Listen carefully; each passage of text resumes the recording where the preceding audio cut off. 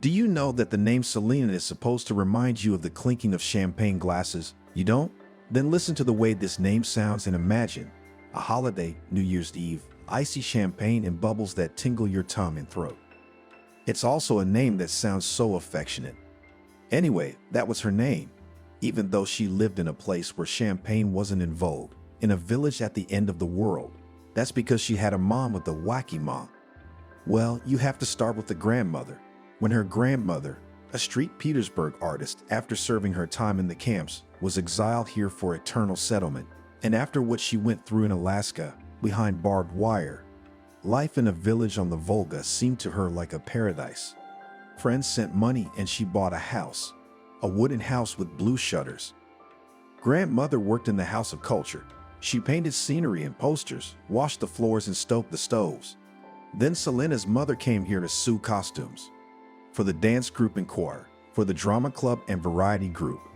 All the women in their family had golden hands, and all committed a mésalliance.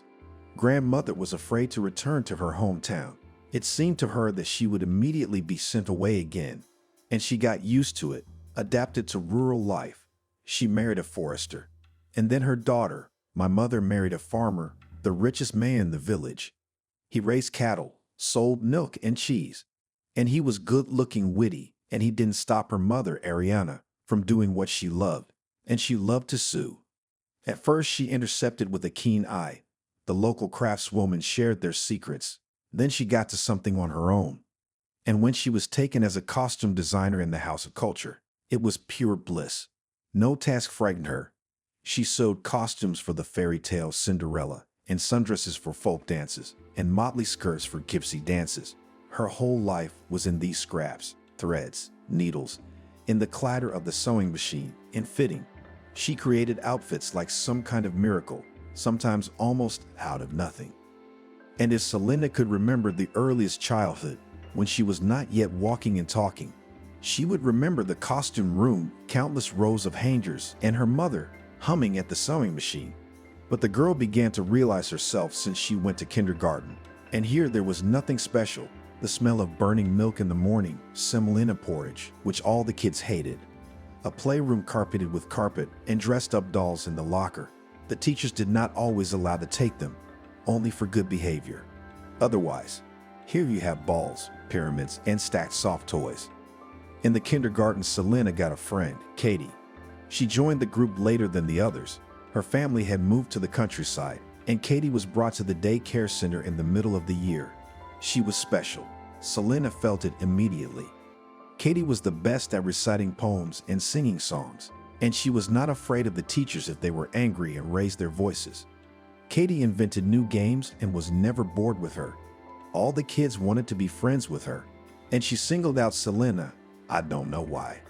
Selena just followed her around like everyone else, her mouth hanging open and marveling at her jokes, her dresses and ribbons, her pranks. But somehow, Katie decided that Selena was her second self, and from then on they were seen together everywhere. Kathy taught Selena how to draw horses. Katie said she was going to be a famous horsewoman or a great actress. She made up games or told stories, all so mesmerizing to Selena that she immediately recognized her friend's superiority, and that the boys looked up to Katie was no surprise. Selena's mom, Ariana, was also interested in the acquaintance. Katie's father was a construction manager. New houses were built in the village, 2 and 3 stories. Then there was a whole complex, a cafe downstairs and a department store upstairs. The building of the polyclinic was built new, replacing a small barrack, and a lot of other things. And Katie's mom didn't work.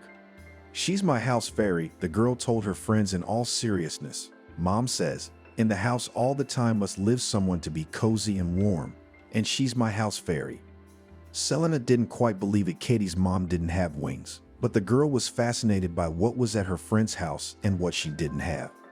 Fragile figurines, a ballerina frozen in a pirouette, the mistress of Copper Mountain with a lizard in her arms, the swan princess, the one with the star burning in her forehead, all lived high on the shelves. But Katie's mom took one of the fairy tale characters down every day for the girls to play with. And she had rings on her fingers, and the stones sparkled so beautifully. And Genia's mom baked a Napoleon cake, a luxury Selena hadn't tasted at home. And the girls went to school together too. The school is far away at the entrance to the district center. Most kids can't get here in the fall slush and winter ice. That's why a yellow bus with the inscription "Children" on the side took them in the mornings, and after classes it took them back to their homes. These first school years, bouquets of asters of all colors of the rainbow, new dressy uniforms, corridors, huge, on which you want to run so much, but you can't. They catch you by the hand, and they write down the names, and then they hang a leaflet where a lightning bolt is drawn and all the violators of discipline are listed. Selena was shy by nature. She never wanted to draw attention to herself. She was the kind of girl they say is quieter than water, lower than grass, and the teacher's remarks have set her almost to tears. Katie was always thinking of something and got into various messes. She would go ice skating with the boys when the ice on the lake was still thin, and luckily she would fall through only knee-deep. Then on a dare he will pet the big sheepdog, which is feared by all the boys, and which from time to time comes off the chain. He will invent a secret language, consisting of words and gestures, which all the boys will immediately master and begin to explain themselves in it, throwing the teachers into anger and panic.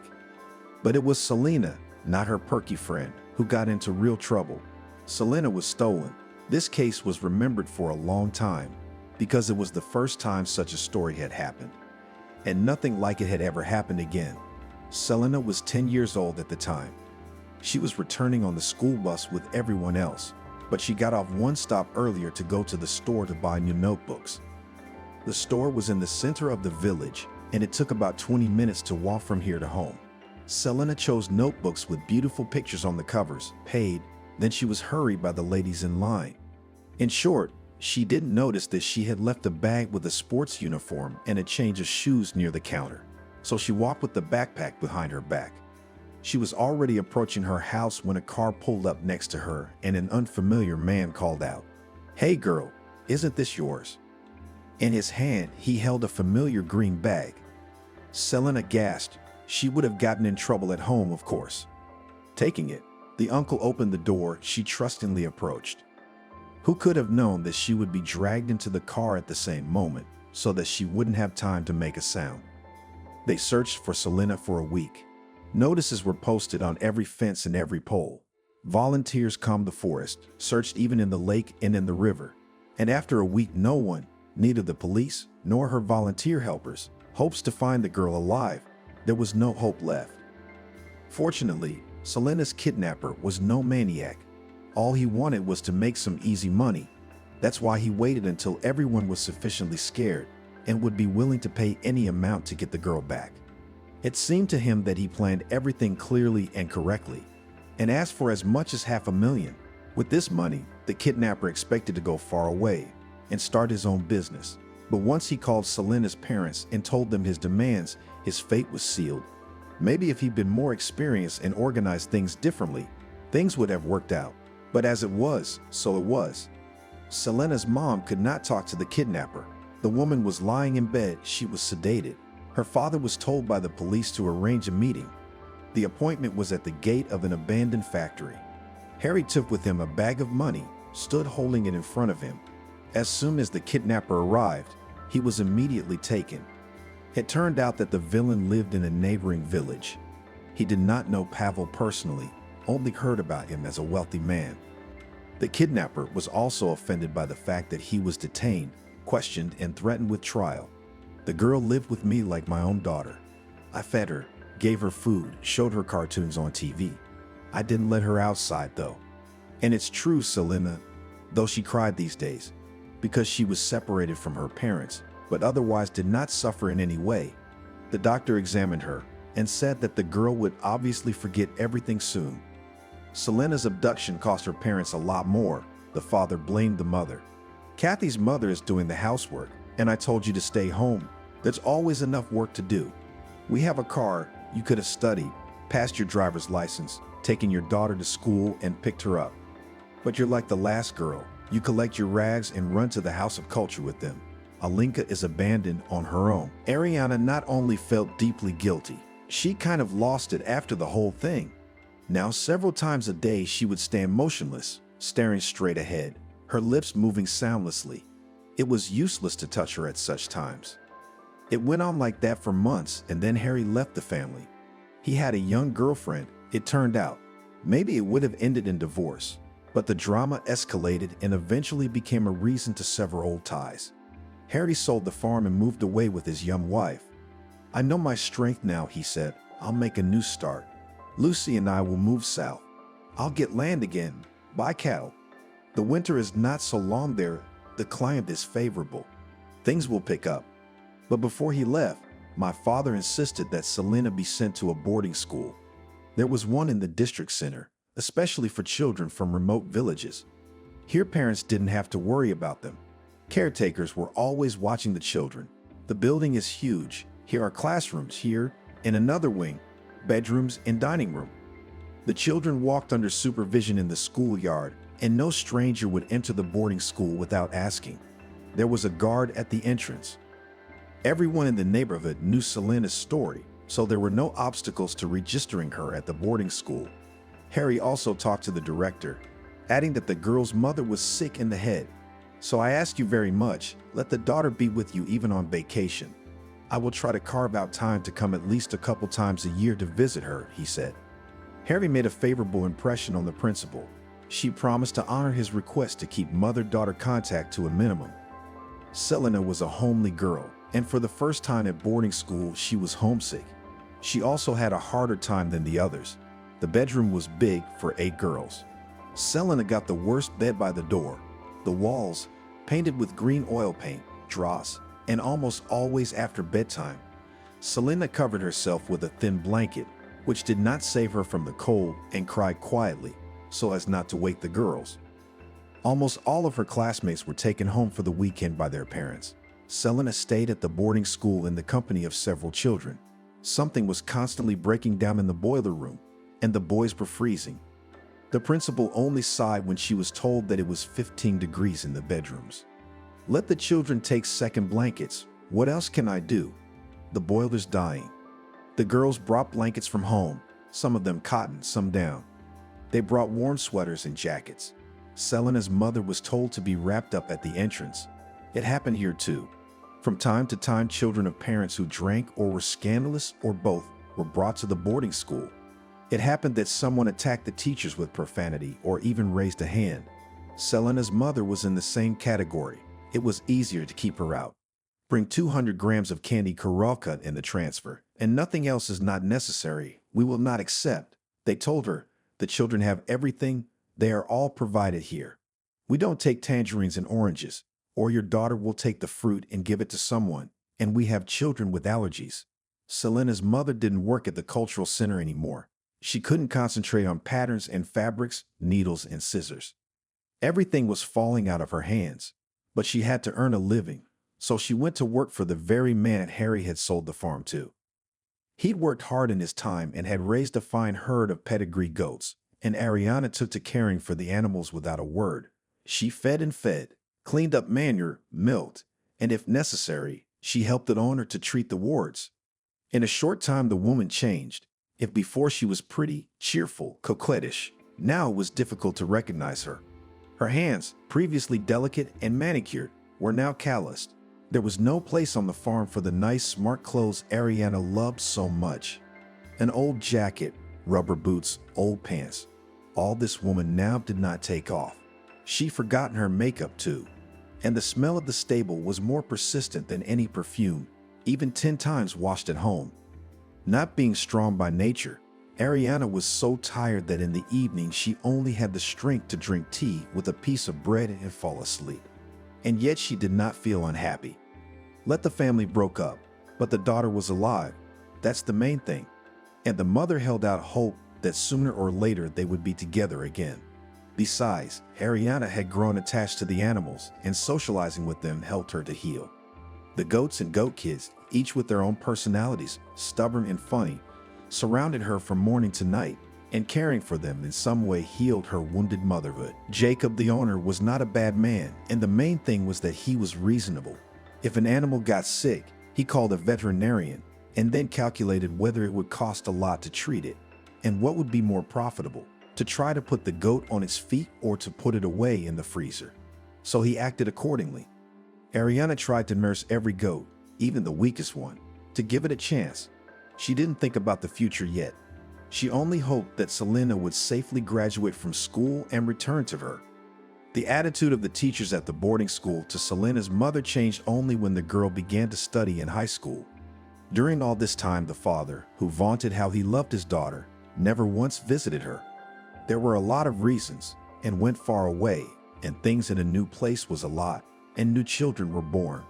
And if the first time he still called his daughter to congratulate her on her birthday, then later in this formal communication came to naught.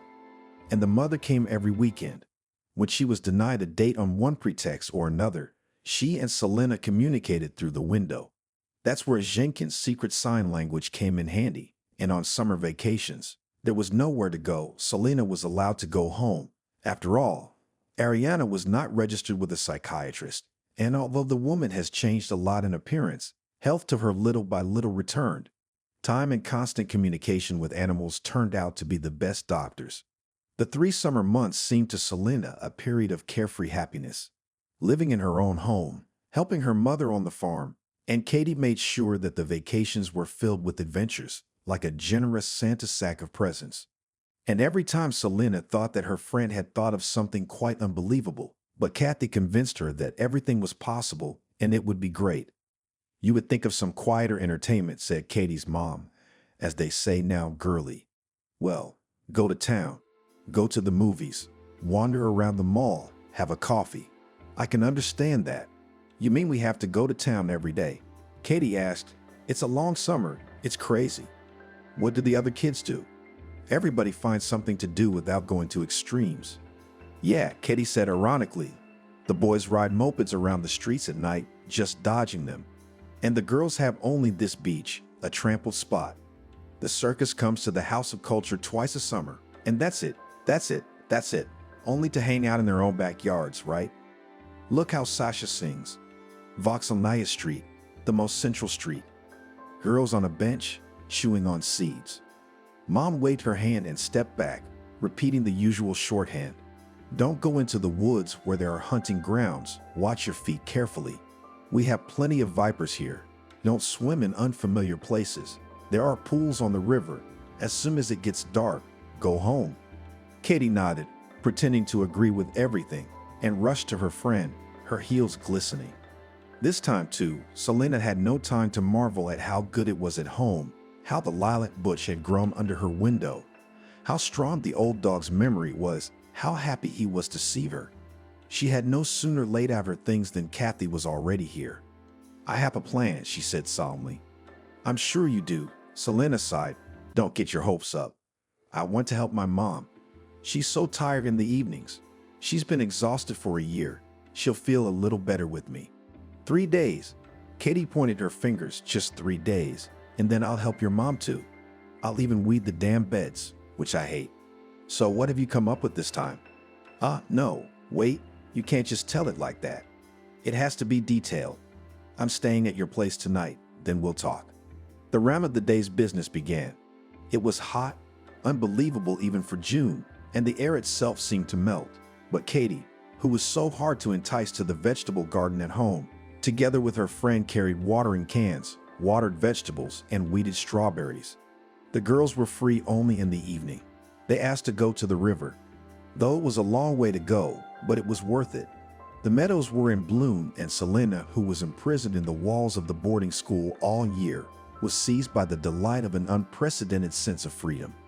She wanted to spin, throwing her head back, under this vast blue sky, and that together with her spinning and puffy as cotton candy clouds, and these flowers, the intoxicating smell of honey, and the river, which was visible in the distance. The girls ignored the small beach, where mostly all the locals went, but it was worth crossing the ravine, without fear of nettles, crossing a dilapidated bridge, and deep into the forest, as you could come to a wonderful place.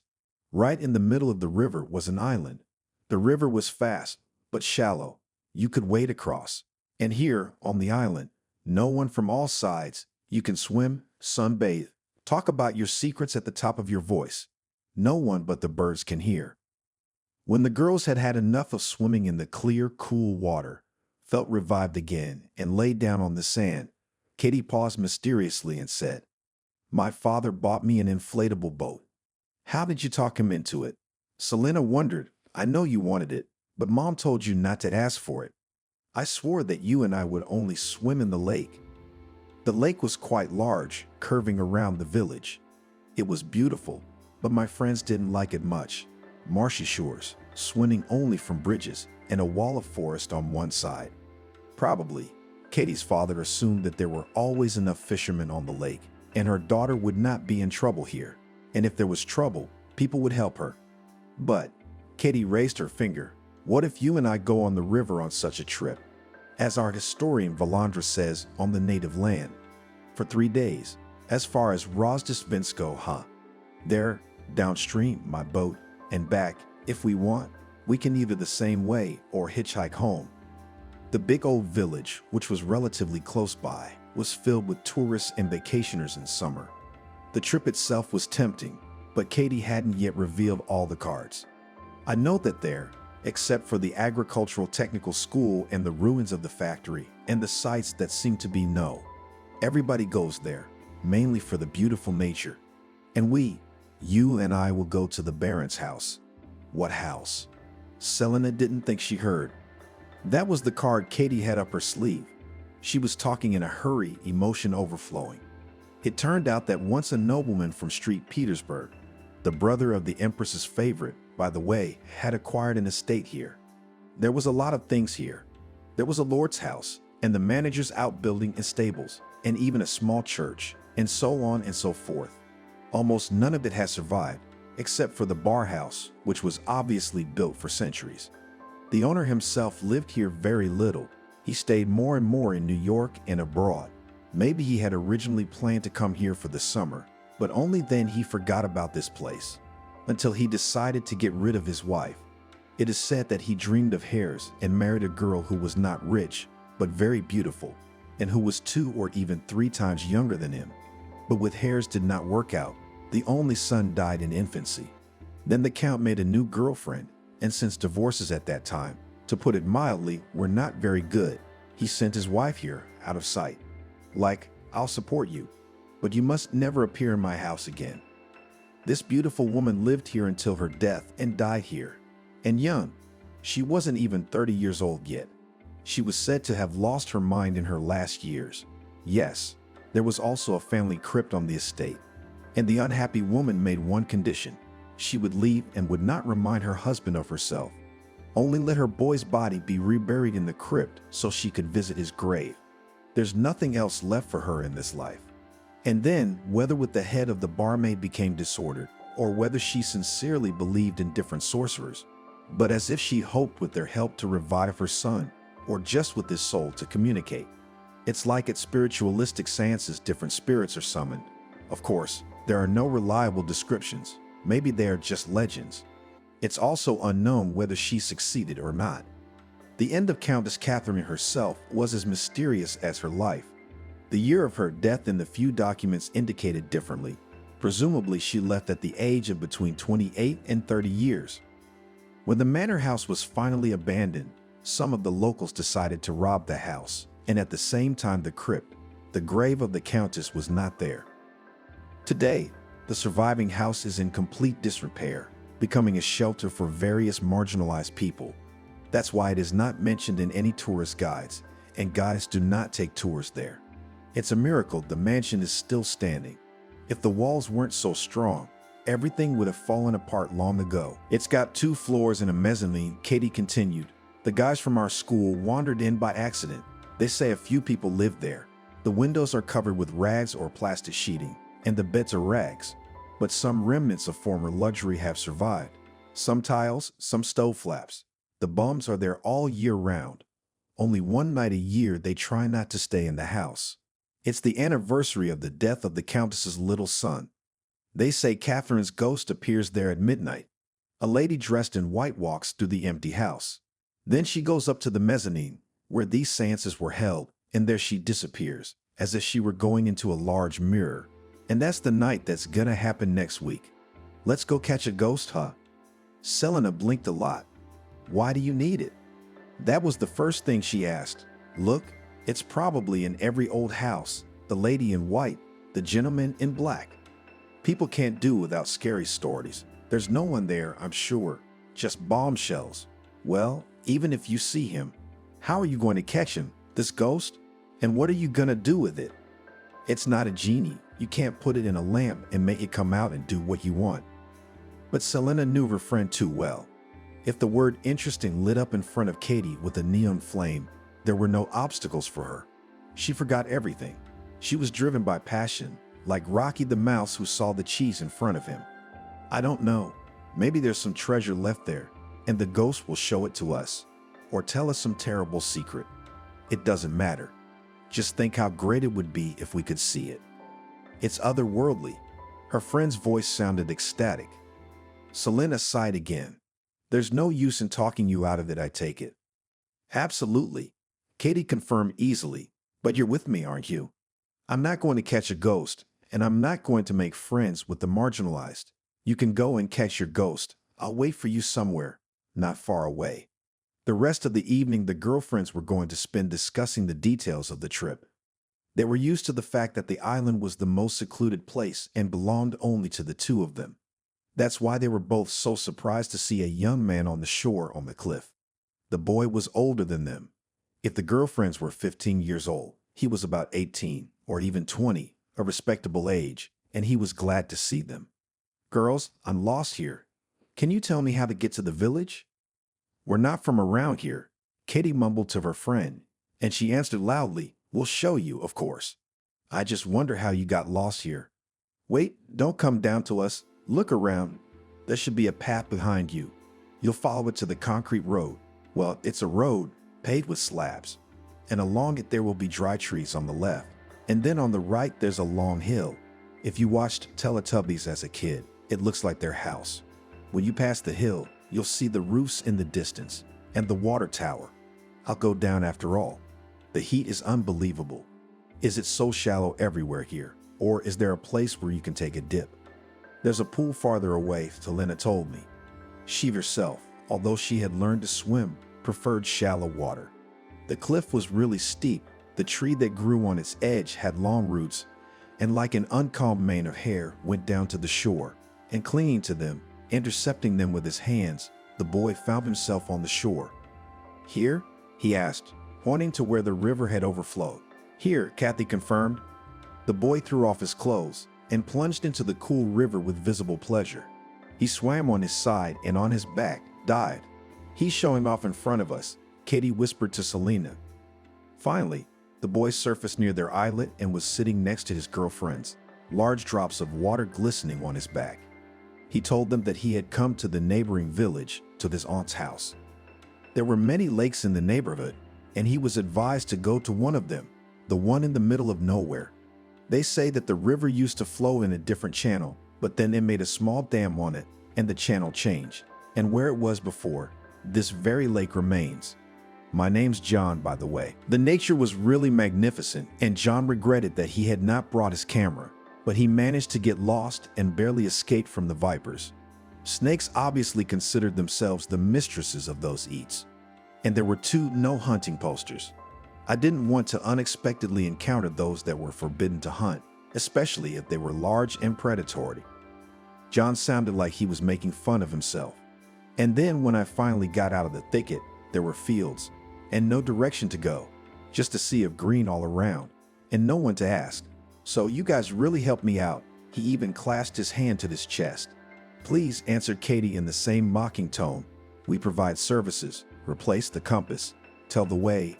We came on acquaintance, and in a pool to drown. How are you going to get back? Selena asked worriedly. You'll have to go to the bus stop. At 7 o'clock the last bus will go. You'll get to your village. For some reason, though John was good looking, she felt uncomfortable and a little afraid in his presence. Katie didn't seem to think anything bad, and back to the village they went together. It turned out that Selena was walking a little away from her friend and John, and they, engrossed in conversation, did not notice it. It turned out that John is already a student studying at the law school. They have a whole dynasty, starting with his grandfather, an old lawyer.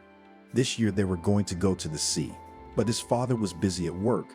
He was assigned a case, which he could not give up. As a consolation to this family, he promised to postpone the vacation to the New Year vacations and together go somewhere in a foreign resort. John thought that he would have to spend the summer in the city, but he loves traveling so much. Visit Aunt Elizabeth, his mother suggested. She'd be pleased. There's fresh air, woods, and a river, all that variety. In a couple of days, John had explored the village thoroughly and was bored. Using satellite maps, he began to find out what else was interesting in the area. These places were famous for lakes, large and small, and swamps. As for sites, there were not many of them in the vicinity, unless the remains of an ancient settlement. But first of all, archaeologists there most likely have already chosen all interesting finds. In the second place, you need to have special knowledge to evaluate what you have found. It's one thing to dig up a treasure, it's clear to everyone, gold and diamonds, and quite another to shed tears of adoration over some clay pottery, just because it belongs to an ancient culture. So John just did not know where else to go. The trip to his aunt in the village did not give him any surprises. "I don't know about that," Katie said. And though she wasn't going to share her plans with anyone but her friend, she couldn't resist. She told her that next week she and Selena were going to solve one of the local mysteries. "Will you take me with you?" John was excited. "You won't fit third in the boat, but we can arrange to meet at the house." The adventure seemed to be even more charming in Katie's eyes when it became clear that they would have such a companion. Selena, on the other hand, felt like giving up on the trip. For the first time, she saw that her friend had completely forgotten about her, not even looking back. The girl began to look for a reason to separate from the company, and at the same time to abandon the trip. You can say that Mom will be worried, and when they returned to the village, Katie decided to escort her new friend to the bus stop. Selena, on the other hand, referred to the fact that she was home for the first day, not even having her things all laid out yet, and said goodbye. But Katie still came running to her place for a sleepover. And the friends, as always, lingered in the garden under the starry sky, and then whispered for a long time in the small room, which in summer became a bedroom. Over the course of a year, they both accumulated a huge amount of news.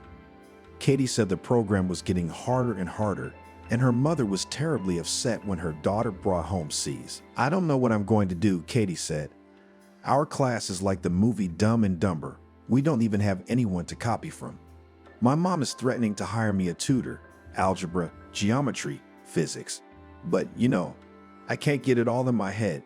Physics, in my opinion, was invented specifically to make fun of people.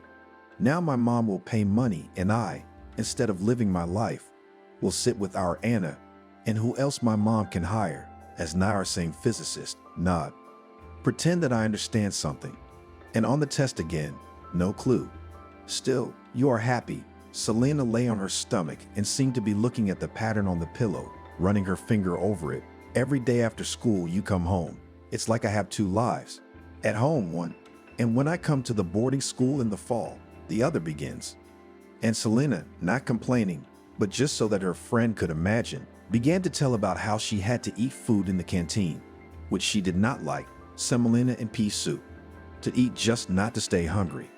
The kids get bread from the canteen. The older ones get something from their relatives for pocket money. They run to the store to buy buns, something sweet. "I try not to ask my mom for money, it's hard for her. I say that we have everything at the boarding school.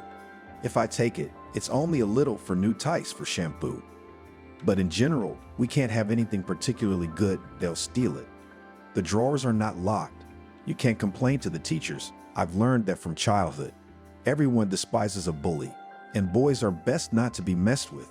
They stole a new girl's cell phone. She's 12 years old. She's still young. Cell phone thing expensive," she cried, then still went and the teacher and told her. Of course, there was a commotion. They made a real search in the bedrooms and found the cell phone under the boys' mattresses. And how can you punish them when even many teachers are afraid of them? Those boys in high school, they just pretend it's okay. They found the phone. Problem solved. But then the boys hounded that poor girl. They ran up to her at recess, pulled up her skirt, and shouted at the whole corridor what color her panties are. Teachers tried to do something, scolded them, gave them a D for behavior. threatened to expel them. They could not do anything. As a result, this girl was taken away by her mother and homeschooled. "Listen, why doesn't your mom take you?" Katie suddenly asked. "Me?" Selena was confused. "My father told me to finish school there at the boarding school." Kathy whistled. "Where is he, that father?" "I don't think he cares where you are or what's wrong with you. Mom's not disenfranchised. Let her go and file a report and we'll be back in the same class." Selena had a flicker of hope, but she was afraid to give it away. "You know what my mom's like. She's so quiet, unresponsive. She can't raise her voice at anyone, can't fight. The principal will say to her, 'Let the girl finish her studies with us,' and she won't dare object. You know how I cursed that uncle who stole me. Not for me. He didn't actually do anything to me. All I remember is that I was sitting there watching, well, wait on TV. I'm for my mom. You may not remember, but I do. She used to be a completely different person. My dad used to say about her that she was a holiday woman." "Well, we'll talk more about it," Katie said thoughtfully, apparently still thinking about it. They fell asleep when the sky in the east began to lighten up. The days left before the journey began flew by like an arrow. The girls managed to persuade their parents to let them go to Rozdestvinsko and back. Selena's mom had the hardest time, but she was persuaded with a chorus.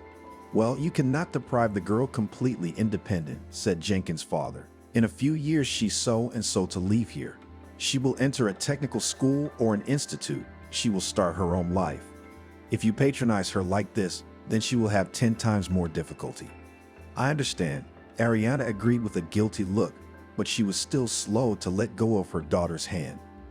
"You'd have to drown in our river. A chicken can wade through it. Our daughters can swim." Now they're practicing with the boat on the lake, and the girls really practiced. They swam to the farthest edge of the lake, where seldom anyone wandered. The forest was so dense here. They rubbed their palms with paddles, and Selena, who was used to the sun, managed to get burned. Finally, the tent, sleeping bags, and everything else necessary for the trip were packed.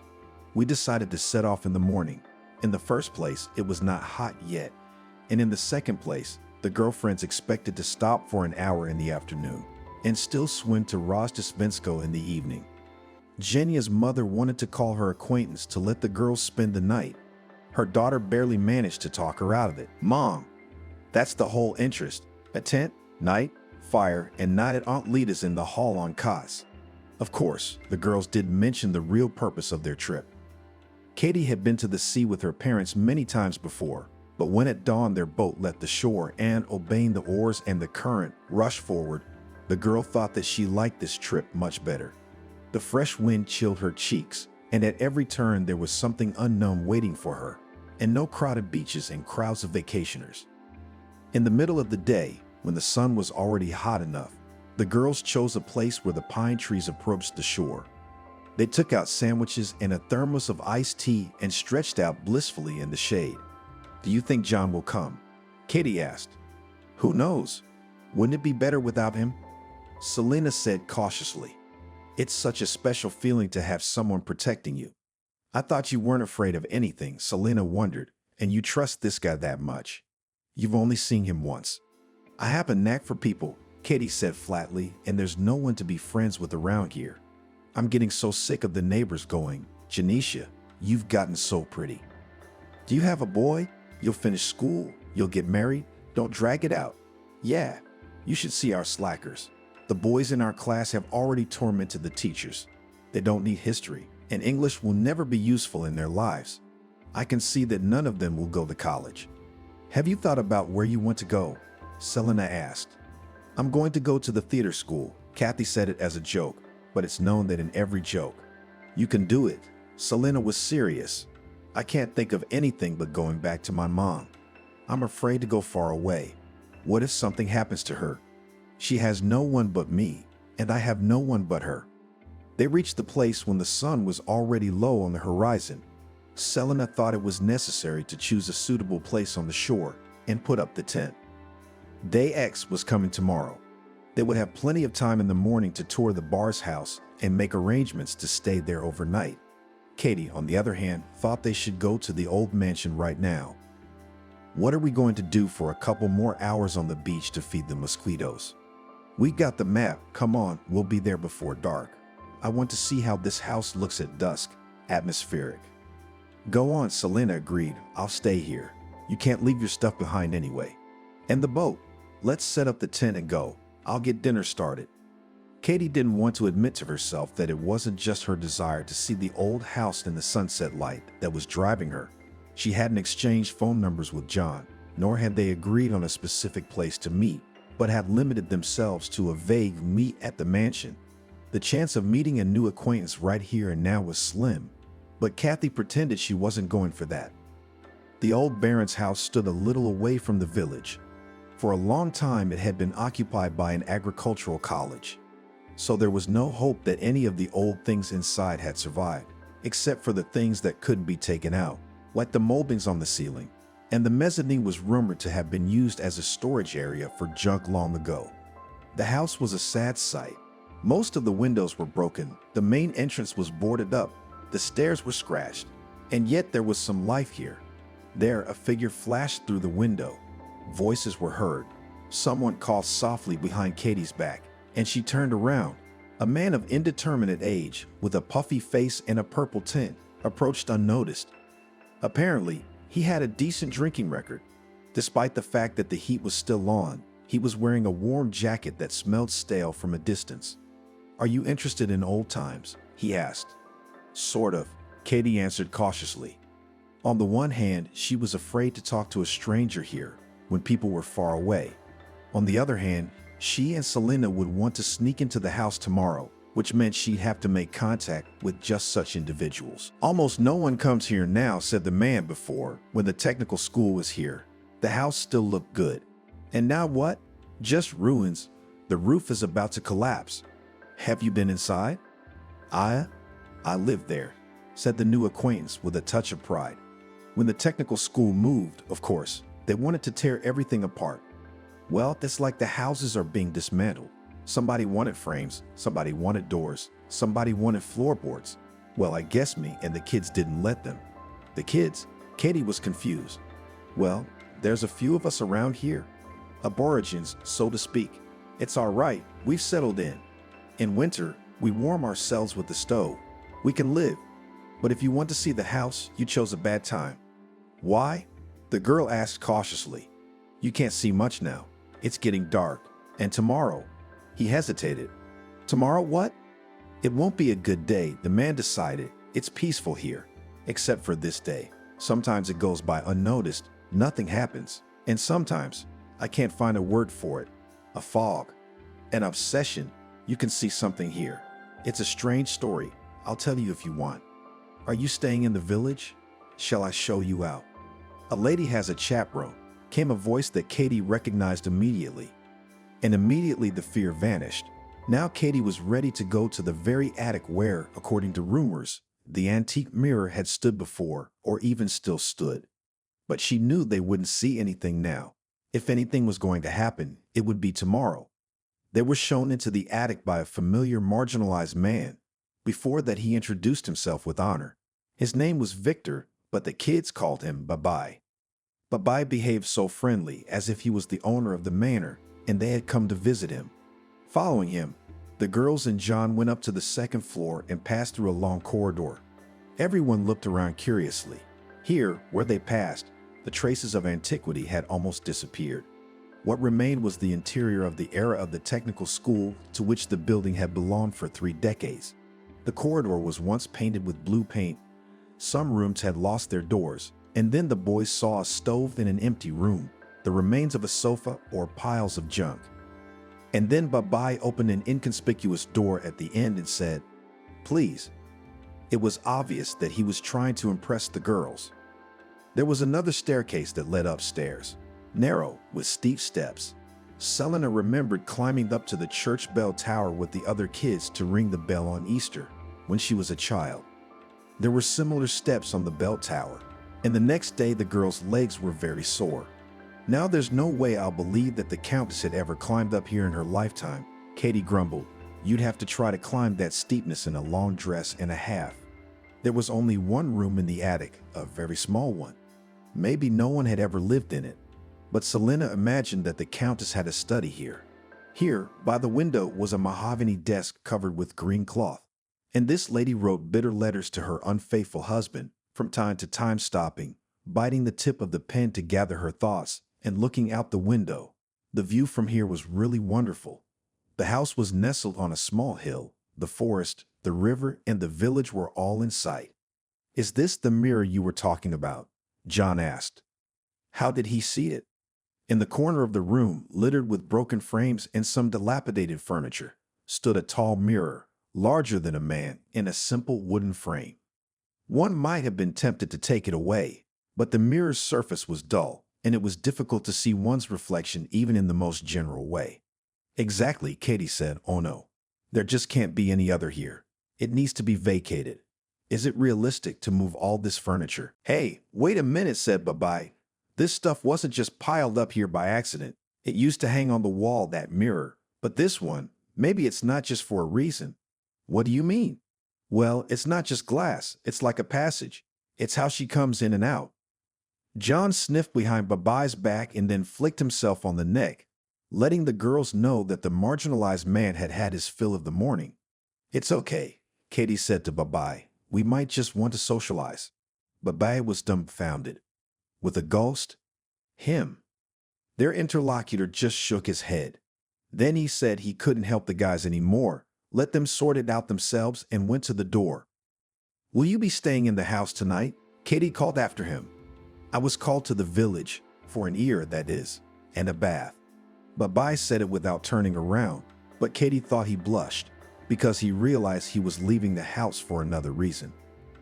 Left alone, the boys prepared to wait.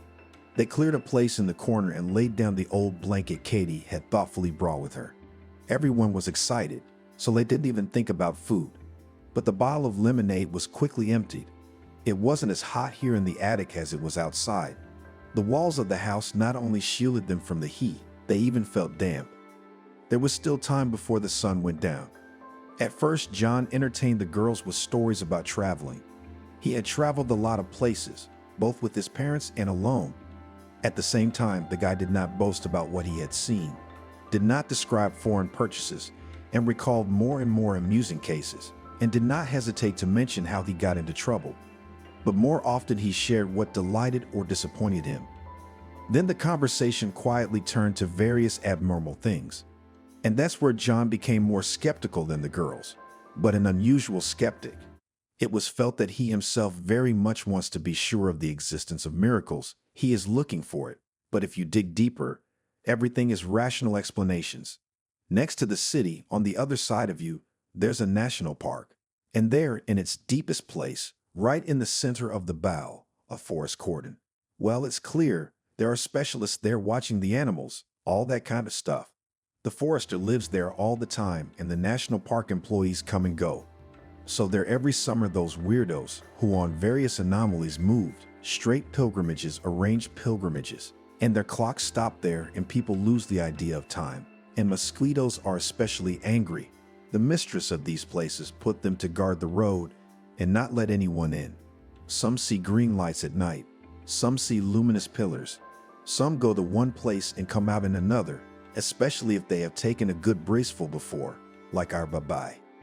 Katie couldn't take it anymore and giggled. "Selena, how do you feel about it?" John asked, seemingly just to draw the girl into the conversation. Selena shrugged. "I believe in prophetic dreams. I've seen a couple times in my life myself. Nothing significant. There's not much to tell. It's just that first it was a dream, and then it happened in real life. It seems to me that those who died, they can only come in dreams, because we call them, miss them, and thus lure them. And the fact that we're waiting for the Countess now, we're baiting her soul." John laughed when Celine shook her head. "You little girl." And he touched the tip of her nose with his finger. "That's what you do to babies. And then you say, beep." "The moon is coming up," said Katie. "Let's sit quietly for a while, in case something happens." They stood still and waited. Now all three of them were getting a little uneasy. The room, which they had grown kind of used to in the hours they had spent here, now seemed not quite real to them, ghostly. The moonlight drew a path on the floor, which was occasionally crossed by the shadows of the branches outside the window, swaying in the breeze. They were silent. But the longer the time dragged on, the more it seemed to them that they had been silent for ages. And now the ghost would appear at the door. John said in a quiet, but deliberately scary voice. Selena wrapped her arms around herself. Even though she was sitting in the middle, between John and Katie, she didn't feel safe. Unless you closed your eyes and imagined it was all a dream, and in reality you are in your room, or, in the extreme case, in the boarding school bedroom. Katie, the most impatient of them all, had the hardest time. Maybe it's just an idea that this is where the ghost comes from. It's coming out of the attic. We're sitting here like fools, waiting, and he's wandering around the house, glimpsing here and there. Maybe he's searching the house. They'll think you're a ghost, John suggested. Your blouse is light-colored. If any of the homeless people are still there, they'll scream, especially if you step on them. What if Selena started but didn't dare to continue? Of course, this thought was naive, and she shouldn't have shared it with her friends. Still, she couldn't resist checking it out. She got up, walked silently over to the mirror, which glowed faintly in the darkness, and brought her face close to it. She always liked to look at stereo pictures. You look through the patterns, then as if you were pulling your gaze into your own dimension. But slowly, and then suddenly a three-dimensional figure suddenly appeared. A swimming fish, a running man, something else. Selena looked through the mirror, into nowhere, into eternity, or maybe into the very essence of herself, and then tried to come back. And then it was as if it burst from inside. Only for her, for Selena, visible. Such bright, such big blue eyes, which seemed to belong to a man, looked straight at her. It looked, burned with their certainty. It could not seem it was a look from there, from the beyond. Celine shrieked, but it was a squeeze, and everything went black. She was lying on the grass, and Katie was gently touching her face with something cold and wet. Selena had never heard her friend's voice so frightened before. Nothing. Her own voice sounded so quiet that Selena thought no one would hear. Where are we?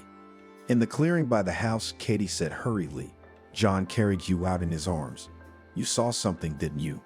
Don't question her, the boy hastily intervened. Let her come to her senses first. Celine felt so weak that she wanted only to close her eyes and not move, but she knew that would frighten her friends even more. So after a few minutes she sat up. She had to put her hand on the ground though. Are we staying here? Katie looked at John. She won't be able to walk, will she? Wait, I'll be right back. I'll be back in a little bit and then we'll go, Selena promised. They made their way to the tent on the beach. Selena was leaning on John's arm, and Katie was ready to pick her up on the other side. The girl knew that her friends, though they had decided not to ask her, were still burning with curiosity. They would want to know what she had seen. Celine felt better as they approached the shore. Let's not talk about it, okay? She said. I just can't tell you. I don't know what words to use. But it's there, or something is there, but it's there. Katie must have been offended. It was the first time Selena had ever kept a secret from her. And it's a big one. But in all fairness, Katie was the one who made it all up, and she should have seen what Selena did. However, the friend looked bad. It was clear that Alinka was not pretending there, white as a wall, and Katie, with great difficulty for herself, but decided really not to question her about anything. The next morning, everyone pretended that there had been no ghost hunt.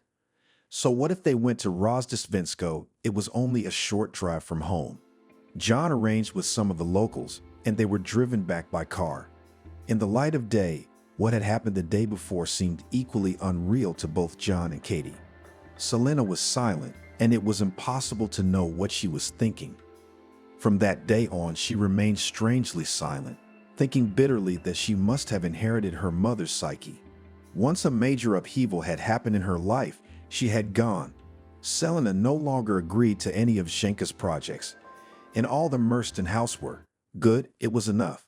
Selena tended the vegetable garden. On some days she helped her mother on the farm, on others she cleaned and cooked. But in the evenings, Ariana was reluctant to send her daughter out for a walk with Katie. Often John joined their company. He had gotten a bicycle, and now he had no trouble getting to his girlfriend's house.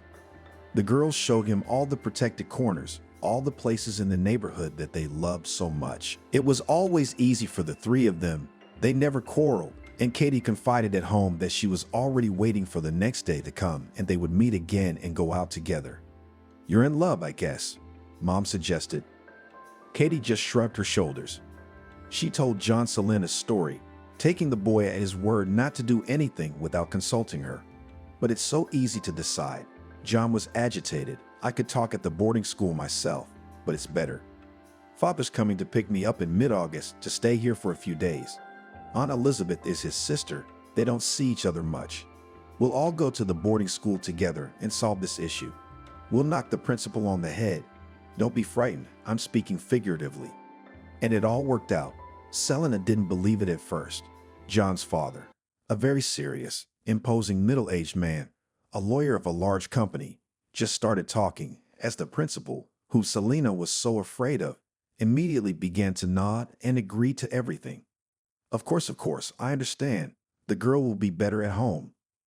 All that was left to do was sign the papers, pick up the documents, and bow out. Jack's father was in the car, so they took Selena's things at once. The girl looked at her empty bed and nightstand and thought that it was as if she had never lived here. Ariana was happy to the point of tears and felt guilty that she hadn't had the courage to take her daughter earlier. The girlfriends now went to high school together. In the few years that passed before graduation, their friendship with John had not been interrupted. While the guy studied at the institute, he regularly came for summer and winter vacations, and together they had fun like children. They even went down the slide, and Katie laughed so hard that it was hard to stop her. John was equally attentive to both girls, but Selena knew in her heart that she was going to give in to Katie. Her friend was falling more and more in love. Selena had her own secret, which she did not share with anyone but her mother. "Mom," she asked Ariana, "did we have any fortune tellers in our family?" Her mother had been sewing, and now she put the unfinished work on her lap. "Not that I know of," she said, thinking, "Why? You know I'm even afraid to talk about it. I see bad things sometimes now. Well, like if a person is going to die soon, I see through his real face another one, waxen dead, and the eyes are closed. It's like the pictures are superimposed on each other. I've lost my mind and now I'll be locked up not in a boarding school, but in a hospital, right? In an asylum?" The last spring the girls spent at school came. Katie was ready to surrender to the inscrutability of the exact sciences. "I'll only take basic math," she said angrily. "A fool can figure it out. I'll never need those discriminants and other nonsense anyway." She was going to theater school.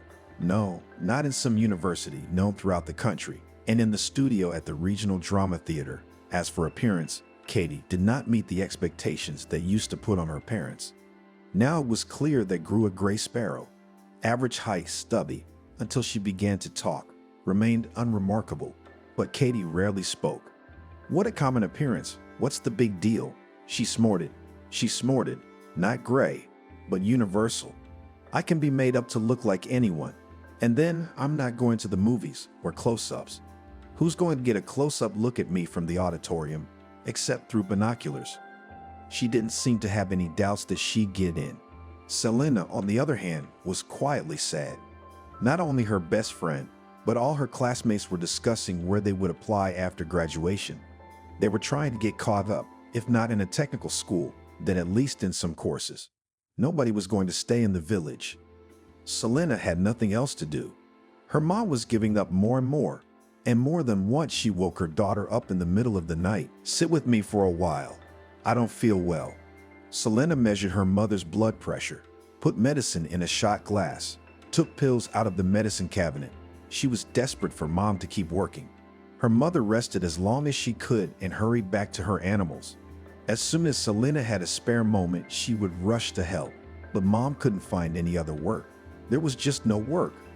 Besides, the food that appeared on their table was also from the farm, a great help. So Selena knew that she couldn't go anywhere after school, at least not yet. And if her mother talked to her about her future plans, the girl only joked about it. Katie, obeying an innate sense of contradiction, on the graduation party came in a pantsuit. Selena helped Selena help the neighbor she kept a beautiful dressed daughter, which she also wore to the graduation. So what if the outfit is a little outdated? Youth supplemented the missing and Selena looked adorable. A few days later, she was seeing her friend off. Parents rented an apartment near the theater for their only daughter, so that the girl had all the conditions to prepare for the exams. If she gets in, she'll live there from now on. And you'll come and visit me, Kathy, stingy with tenderness. Hut Selena. You're so sure you'll get in? You bet, I know where I belong. And Katie did get in. She rarely called Selena. Both girls were busy, as they say, over the top. And in the evenings, they could barely make it to bed. But God knows how Katie's life was going. Selena, on the other hand, was up bright and early. A sweatshirt, rubber boots, manure, feed, and 1,000 things you can't avoid if you work with animals. The farmer was very pleased. Selena turned out to be an industrious and skillful worker, and financially the small family's life became a little easier. Autumn brought with it a dreariness, especially when November took over.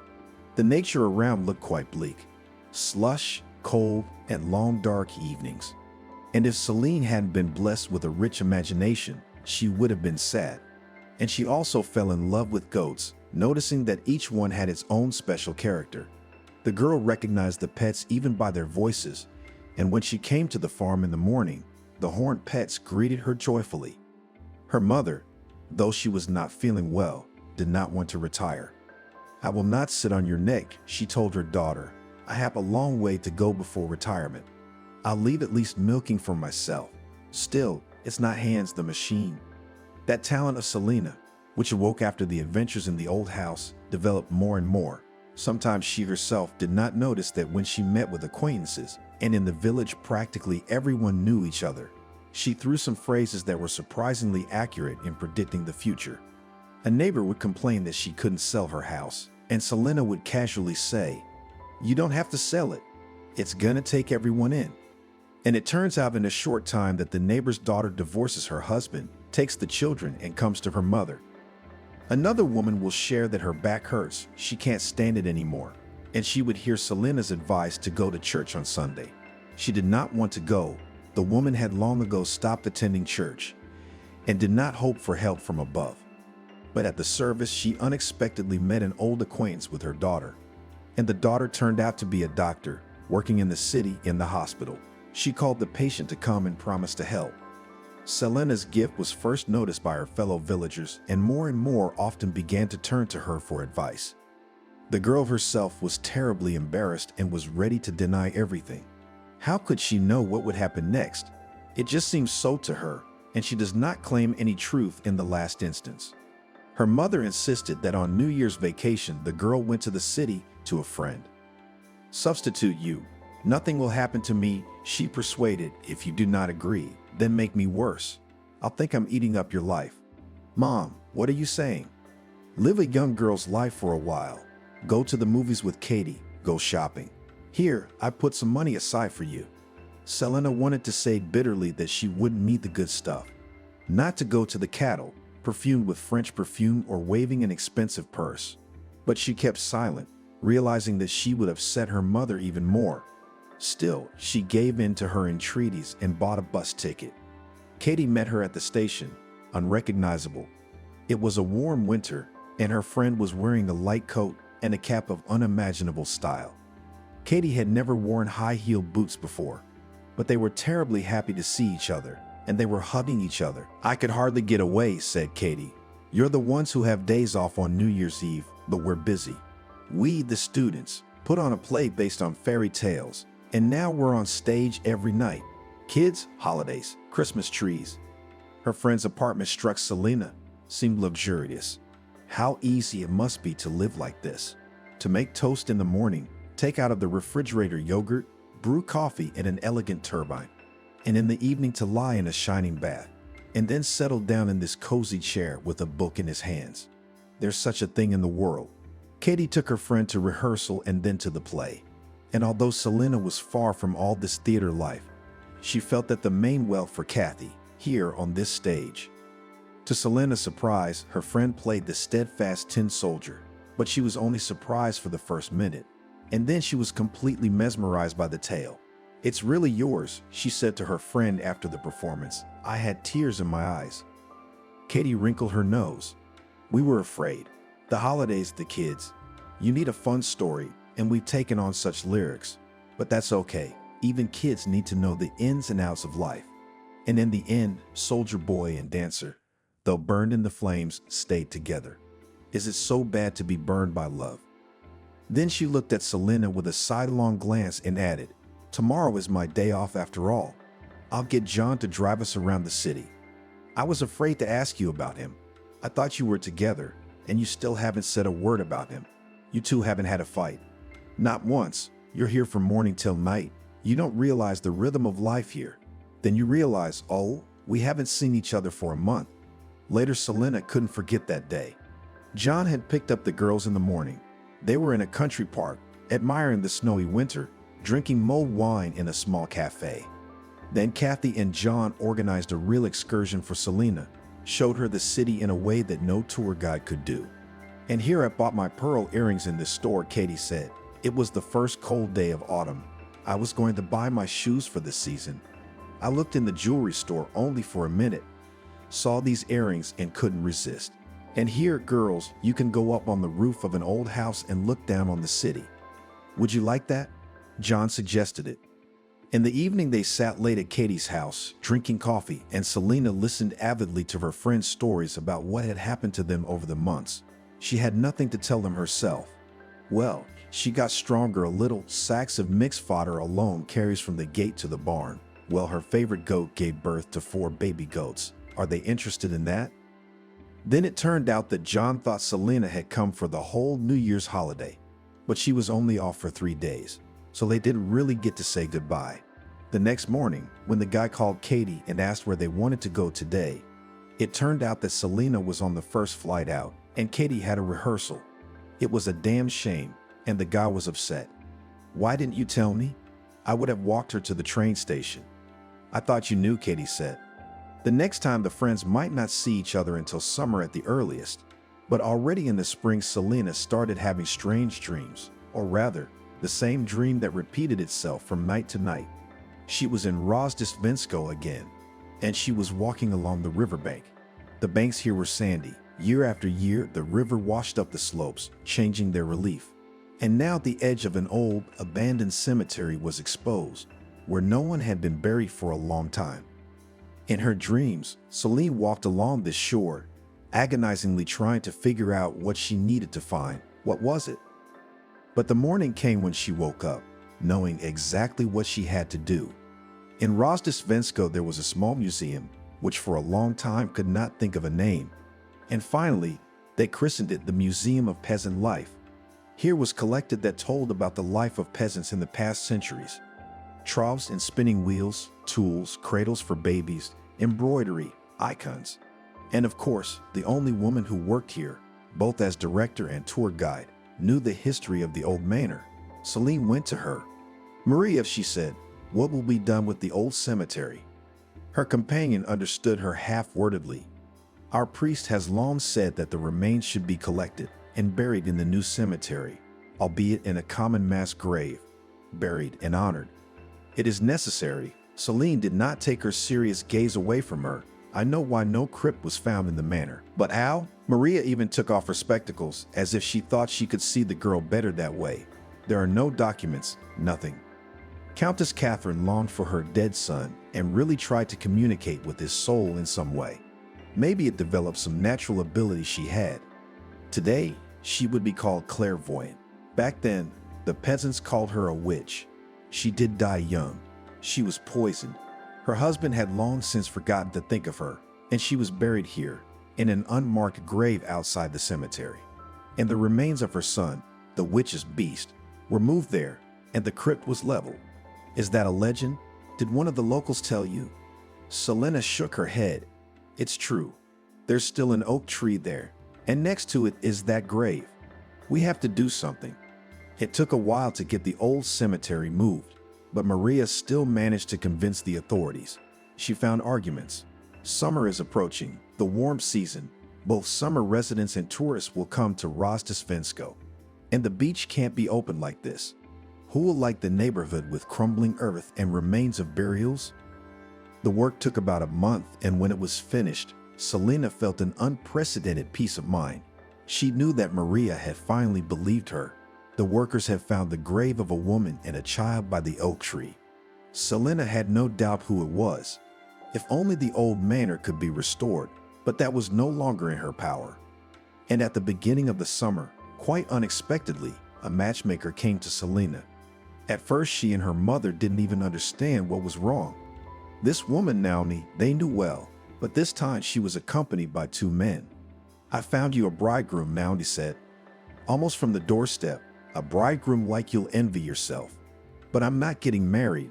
Selena didn't know whether to laugh or be angry. "Listen to me. He's got his own company that makes these bags. He's got everything. You should see the house. It's a palace. The only thing is," Naomi hesitated, "he's in his 70s. But that's nothing." "Nonsense. I told him about you. I praised you. You're smart and beautiful, and you have a gift from God. You can see the future. So I brought you good news." Selena turned to her mother, hoping that she would help her out of her ridiculous situation, and froze. On her mother's face, she saw a familiar death mask. Cardiogram, a nightmare, trustingly shared with Selena, girl therapist. She was small, overweight, a kind of kalobot. "Why, you, woman, so many health problems, and even at the dispensary has not been once." I wasn't complaining. No, Ariana hasn't changed a bit. As soon as they raised their voices at her or began to reproach her for something, she immediately began to make frightened excuses. I wasn't complaining. "In any case, you need to come to the clinic at least a couple times a year." I had such patients. They say that everything is fine, but look at the cardiogram, and there are flags. The therapist sighed. "Well, in the hospital we'll be registered." No, Ariana was scared again. "We will," Selena said firmly. "Mom, I don't know how they'll treat you there, but in any case, you won't go off to milking or weeding. I know you. You will be examined in peace," supported her therapist. "Injections, procedures. You need treatment for a long time, as you do not understand it. In short, I write a referral, and tomorrow morning you come, with a robe, slippers, toiletries." At home, Ariana cried all the time. She hadn't been in a hospital since she was a child. "Don't put me there. I won't come back," she kept repeating. Selena silently gathered her mother's things. Speaking was difficult for her, her throat constricted. So far, no one she had seen the seal on had escaped their fate. Would she be able to save her mom? She would do anything for that. The farmer for whom Ariana had worked for so many years showed sympathy the next morning by driving them to the hospital in his car. Otherwise, they would have had to take a crowded bus. A few days passed in anxiety, doubt, uncertainty.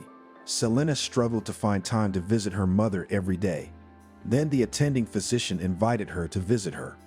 "You realize that the district hospital doesn't have a lot of resources," she said, "and there's not much we can do for your mother.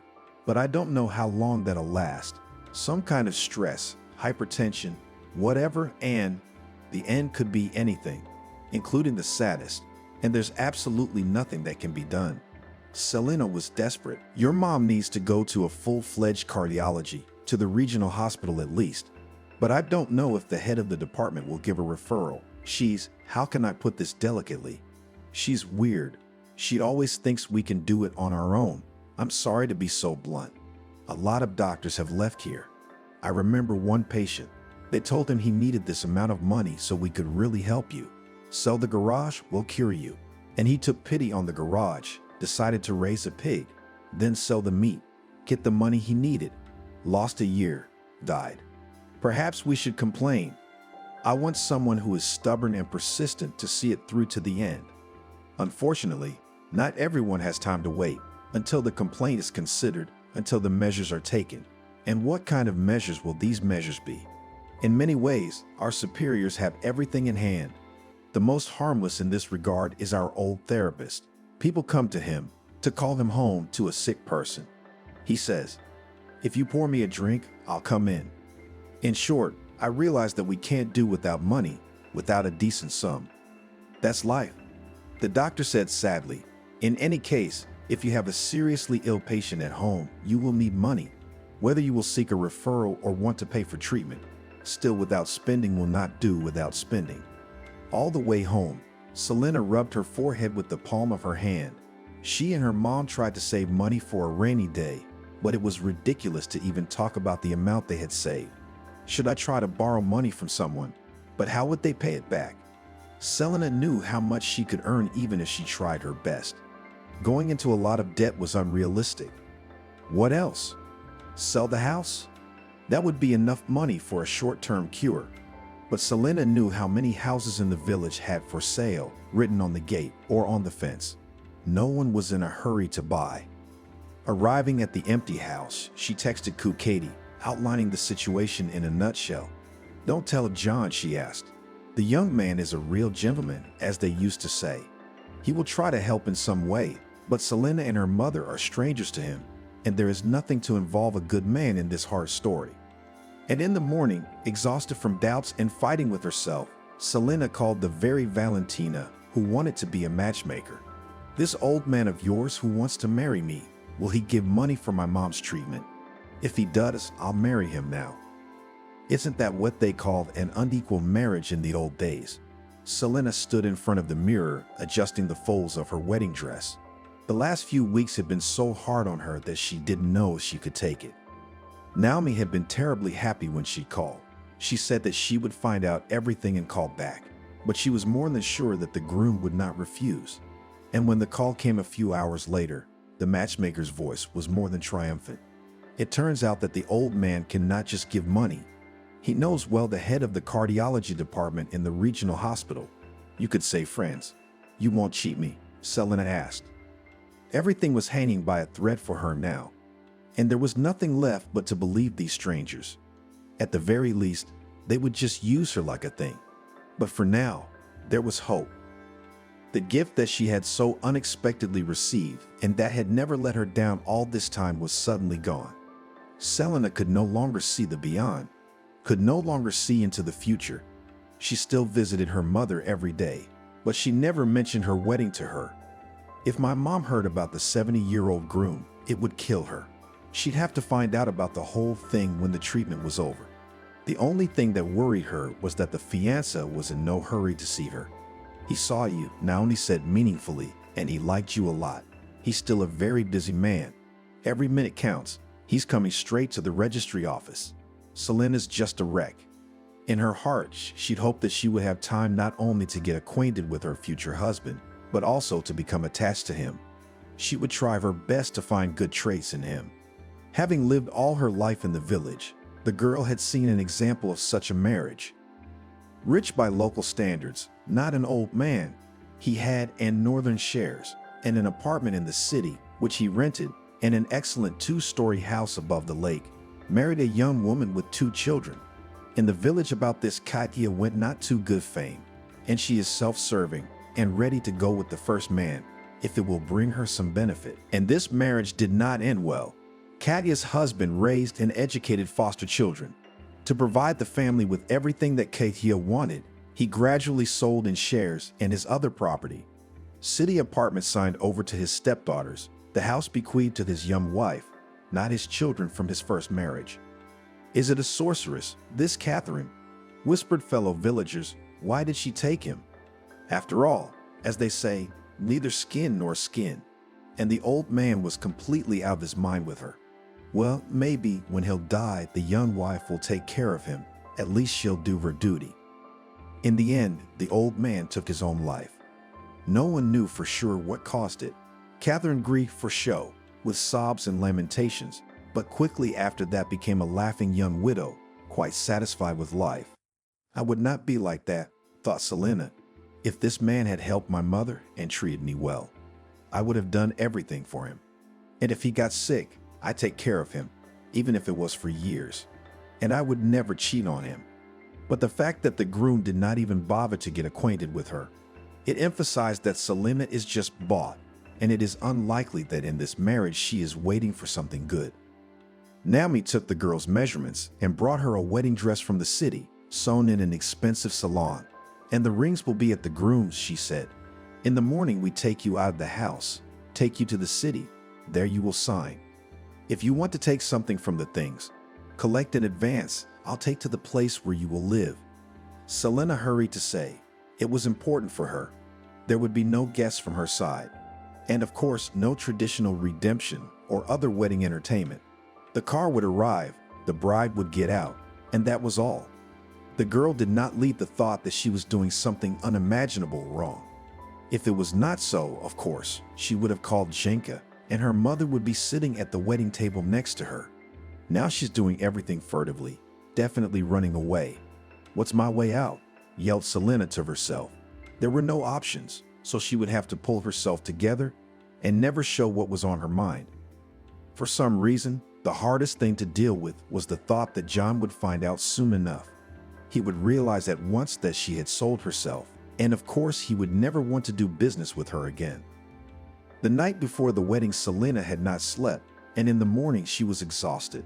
She styled her own hair, and suddenly the hairdryer electrocuted her. Everything in the old house was slowly breaking down. She and her mom had been planning to change the wiring for a long time. This electric shock, not so strong, but nevertheless it was the last straw. Selena sat with her hands over her face, crying and unable to stop. With only an hour to go before the agreed-upon time, she rushed to clean herself up. She tucked her lush hair into a heavy knot, put on a little makeup with her cheap cosmetics, and then, without help, put on a lush wedding dress decorated with pearls. I involuntarily remembered Jenka. She was very fond of pearls, and from these memories tears came to her eyes again. At last a car drove up to the house, black, shining, the like of which had probably never been seen on their village street. Naomi went into the house and took a quick look at the girl. She was good. "Why are you so pale?" "I'll give you some cognac." "I'll give you some cognac. It's angelic tears, not booze." She took out a full bottle of expensive cognac from somewhere in her bag. Apparently she herself had tasted it many times in the morning. She looked for a shot glass, didn't find one, poured the cognac directly into a cup. "Have a drink." And Selena, who had never drunk hard liquor in her life, drank it all with her eyes squeezed shut. Perhaps it was a gesture of desperation. "Everything will be all right," the matchmaker said encouragingly. The car had a soft ride. It was definitely flying over the road. Selena watched the familiar villages flash by the window. Here was the district center, where her mother was lying in the hospital. Selena had warned her the day before that she wouldn't come tomorrow, but she would have to call her, just to get a moment. The girl clutched the phone as tightly as if it were her only link to her old life. In the city, they drove up to a small registry office on the outskirts, and Selena wondered why here. If the groom was a rich and powerful man, one could assume that they would be waiting for some pompous ceremony in the palace of marriage. "Our groom doesn't like too much fuss," Naomi said. "They'll sign you, then you'll take pictures, and then you'll go to a restaurant. He's rented a whole country estate. You'll spend the night there, and tomorrow you'll celebrate the second day as you should." Selena only nodded. She had long ago told herself that she would not oppose the groom in any way. She had one condition, and she hoped he would fulfill it. And the rest was unimportant. They stood in the lobby in a small group. Only Naomi was cheerful, making jokes now and then. The two young men seemed to be waiting for something, most likely a chance to sit down at a well-set table and have a drink. And when an older man approached Selena, she realized that he was her future husband. His hair was already quite gray, his mustache and beard neatly trimmed. He shook her hand and smiled affectionately. The whole wedding ceremony was like a dream. They were signed without unnecessary pomp, said a few high-minded words about the birth of a new family. Selena hid her face in the bouquet of roses that the groom presented to her and tried to hold back her tears. Thank God, they were not forced to dance the first marital waltz, and when the new husband was offered to kiss his wife, apparently feeling something, the old man only delicately pecked Selena on the cheek. Then they were taken to a country restaurant. It was one of the best places in town. The old house now served as a hotel, and here they celebrated holidays. There were many secluded nooks and crannies: hunting lodge, Japanese gazebo, English garden. So any, the largest company, could be divided into groups, and guests could spend time with those with whom they wanted. There were already considerably more guests here. Strangers came up to Selena, hugging her, smiling, telling her how lucky she was and how lucky her husband was.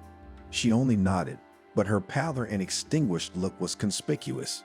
Sneaking out onto the balcony, she called her mother, and she said that the head of the department came to her today, was unusually kind and promised that one day she would send her mother to the regional hospital. "Such people have taken care of you," she said. After this conversation, Selena changed, so it had not all been in vain. Her fiancé, no, her husband, keeps his word, and she would try to thank him to do her best. The girl's back straightened, her chin was lifted up, and a gleam appeared in her eyes.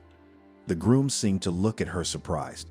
But all things come to an end, and the moment came when the young ones were taken to the luxurious wedding suite. Selena remembered that there even seemed to be a picture like this. The bride pressed her hand to her forehead, as if emphasizing her despair, and in the bedroom door stands an impatient elderly groom. No, she herself would not cry again. And the girl took up the zipper of the heavy wedding dress. "You wait to undress," said the husband. Selena looked at him with bewilderment. "Do one, do two, do three?" A gray wig, mustache, and beard lay on the dressing table, and Kathy was already wiping makeup off her face. "You really didn't guess?" she asked with genuine interest. Selena realized that it wasn't her mother, but herself, who was about to have a heart attack. She just opened her mouth. How? How? She could only say it a few moments later. "You're such a clumsy motherfucker." Katie sat down beside her. "Oh, that paint, it's going to take 2 hours to wash my face off. You think we didn't find out? You don't think they'd be all over the place in my village? You're a naive daisy. I knew all about your mother and your adventure, and I couldn't leave it like that. But the registry office, how did they manage to pull it off? So what? So it's a bummer for my mom. No one to help her. Who the hell did I marry?" "Calm down," Katie got serious. Hey, you just don't take a swing at me.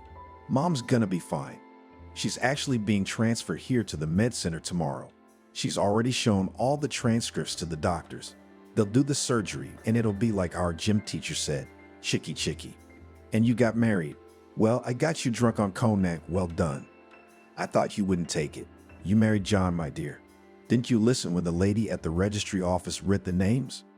I just realized my husband's name was John, and I thought, what a coincidence. And his father is friends with the head of cardiology, so no cheating on the most important thing. And we talked the registry office into it for a fee. Katie, I know who's behind this whole scheme. I'm gonna kick your ass. Hey, crazy horse, don't swing that pillow around. I know you pulled and pull otherwise. Oh, John, I can't marry you. My mom's sick. It's my moral obligation to carry feed to the pigs and clean the stable. I should have had you married right away. You can get a divorce if you want, though. We didn't take you prisoner after all. Selena threw away the pillow she'd been trying to smother her friend with, sat red-faced, disheveled, and blew her hair off her forehead. Anyway, I'm calling John, okay? You can take your clothes off or not, it's up to you. I'm gonna go get the champagne. My friends, if you'll notice, I haven't eaten a thing today because I'm nervous, so I'm hungry and sober, which is a dangerous combination. If anyone had looked into the wedding suite that night, they would have seen the marvelous combination of 3 friends asleep on the king's bed without undressing, and smiles wandered across the faces of all 3. Selena's mother spent 2 months in the hospital. She did have the necessary surgery, but the doctor's prognosis was most optimistic. Of course, it was out of the question for the woman to return to her former job. But in the Regional Theater of Opera and Ballet found a place for her in the costume room. Sue fabulously beautiful costumes. It was what she dreamed of all her life, and where her talent manifested itself. John by this time had already graduated from law school. He had a good apartment where he brought Selena. The young man worked in a large company, and here he had a chance to make a career. Selena entered the institute. Now she had at least a few years of carefree youth ahead of her, which fate had always denied her before. Only one thing happened during those months. Selena was told that her own father was looking for her. A distant relative called her and asked to meet her. You see, his life didn't work out, she said. He started drinking. No one expected this. There are no alcoholics in his family. No one understood why he was addicted to alcohol or how serious it was. But the further it went, the worse it got. His second wife tried to treat him, in one drug treatment center, in another, but he could only hold out for so long. Eventually, she packed up and left. He tried to get her back, had a few ugly scandals. He said she used him, an old man, and then left him. She replied that she did not want to finally ruin her young years living together with an alcoholic. Took the kids and left. As you can see, there's nothing left of his farm. But the worst thing is that your father began to go blind. Anyway, now he's an invalid. He still has some money in his book, and he wants to give it to you and apologize. He says he feels bad for you. Maybe that's why things went wrong for him. Will you talk to him? Selena was quiet. He doesn't have to apologize to me as much as he does to my mother, she said. He's more to blame for her. I don't need his money. The thing is, I don't know where to put him now, the relative confessed.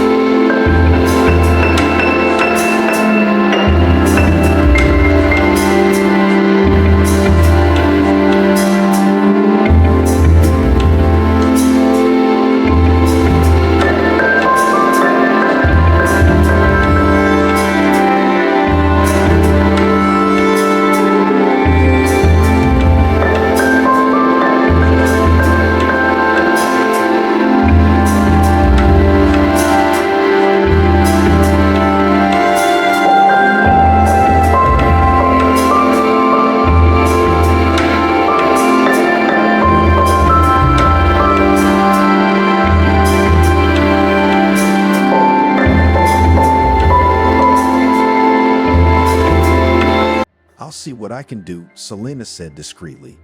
And of course they discussed it with John in the evening. I know you're very kind, said her husband, but you've given so many years to others. You've never lived the life you wanted to live. And now I can see it in your eyes. You're ready to throw away more time on a man who put you in boarding school and never visited you. I'm not gonna let that happen. We'll figure something out. A week later, he found a place in an old people's home.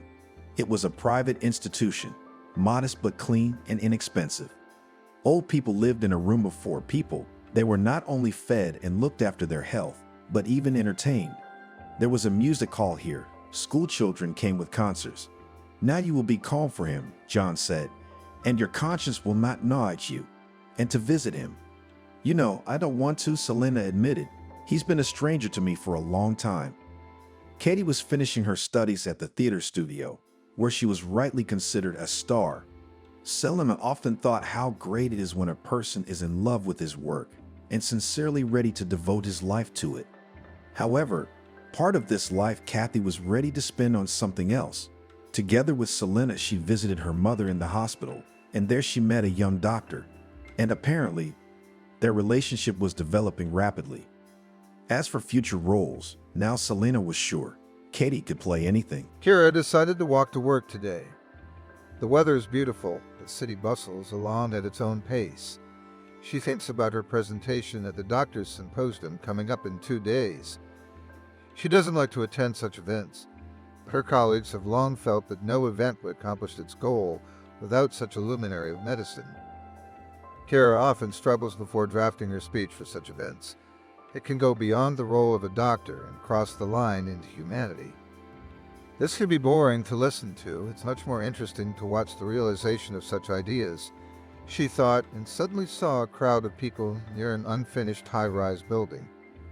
There were ambulances, policemen taped all around, cameramen with cameras and gawkers streaming through their phones.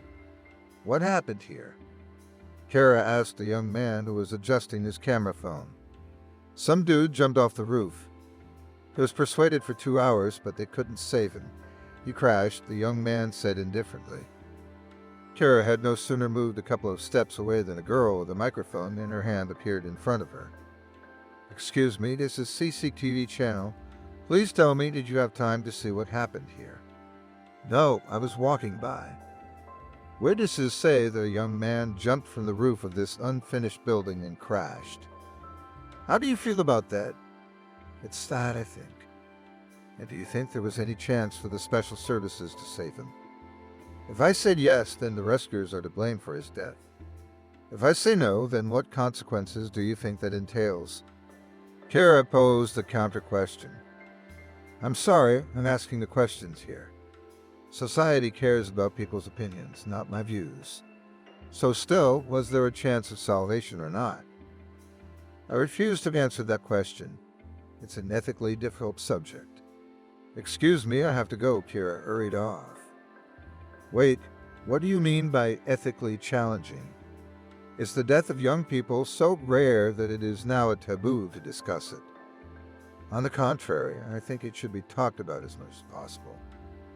And before such young people have climbed onto the roofs of high-rises. In the early days of my medical career, I came face to face with a long story. I can't tell it all at once, so I prefer not to answer your question. That's interesting now. Turn off the camera for a few minutes. The journalist turned to her cameraman. So you're a doctor and you know more about suicide than any of us. The journalist was persistent. You say you witnessed a story. I suggest you meet in the next few days and tell it to our viewers. How would you feel about that? Kira figured she had very little time in the next few days. She was already regretting that she had even entered into a conversation with this journalist. But immediately she remembered her impressions when those very events were happening around her. She had promised herself many times then that she would tell this story to everyone. And now it seemed the time had come. All right, I'll make time for it sometime, Kira said. They exchanged business cards, agreed to meet at the journalist's studio in 3 days, and parted ways.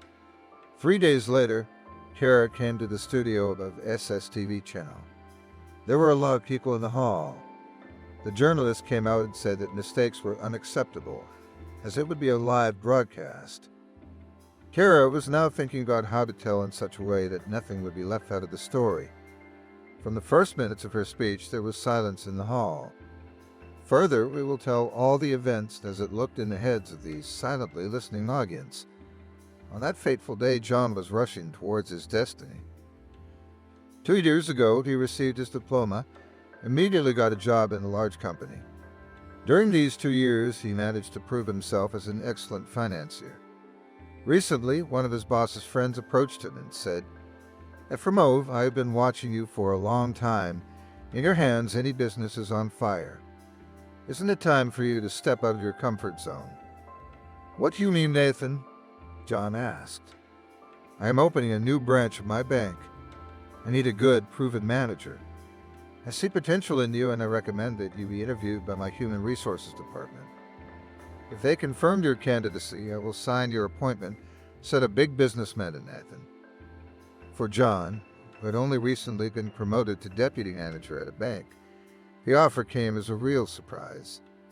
He is happy that he has been able to grow so quickly to a level where he does not have to look for a place to grow and offers come to him. John told his manager about it. He regretted having to lose such a valuable specialist, but said he respected his choice. So there are no conflicts of interest or ethical issues. John can safely take a step forward to the top. The interview lasted quite a long time, but the outcome was favorable. Now they had to wait a couple of days for the company to make a final decision. The next day, Nathan called him personally and told him that he had approved his candidacy for the position of head of the bank's representative office. The first thing John did was to please his mother, who had invested so much in his son's success. He dialed her phone number and heard her voice. "Yes, son." "Mom, I'm here with good news. God willing, you found a bride and are going to get married. Should I expect grandchildren?" she asked in her characteristic cheerful voice. "No, Mom. I've changed jobs. You know Gorodetsky, a millionaire. He owns the Rasfit Bank. So he opened a regional office in our city and appointed me director. Can you imagine? I already passed the interview. Gorodetsky himself called me personally and said he approved me for the position. I'm happy for you, son. I always knew that you would easily reach the highest peaks. So consider this your well-deserved success. Congratulations." "Thanks, Mom." Say hi to Dad. "Wait, son. A career is great, but you can't forget about your personal life. Your father and I have long dreamed of grandchildren. When are you going to take care of us?" Mother asked. "Mom, I've wanted to tell you this for a long time, but I haven't found the opportunity. Come on, you can tell me now. Do you have someone in mind? Why don't you introduce her to us?" Yes, Mom, there is, but he's a guy, not a girl. What? What are you talking about? Where does this obscurantism come from? Mom started to get agitated, and John could barely contain his laughter. But he didn't manage it for long. Before his mother could be horrified, John was laughing into the phone, almost dropping the receiver. I was kidding, Mom. What are you doing? How could you think that? Come on with your jokes to bring us to a heart attack faster than grandchildren. I've got a girlfriend. I'll soon get used to my new position, then I'll introduce her to you. She's a bit like you. I think you'll get along with her, John said. Well, thank God. May you do well, son. Kisses, bye. Bye, Mom. John hung up the phone and turned up the volume of the music in the car.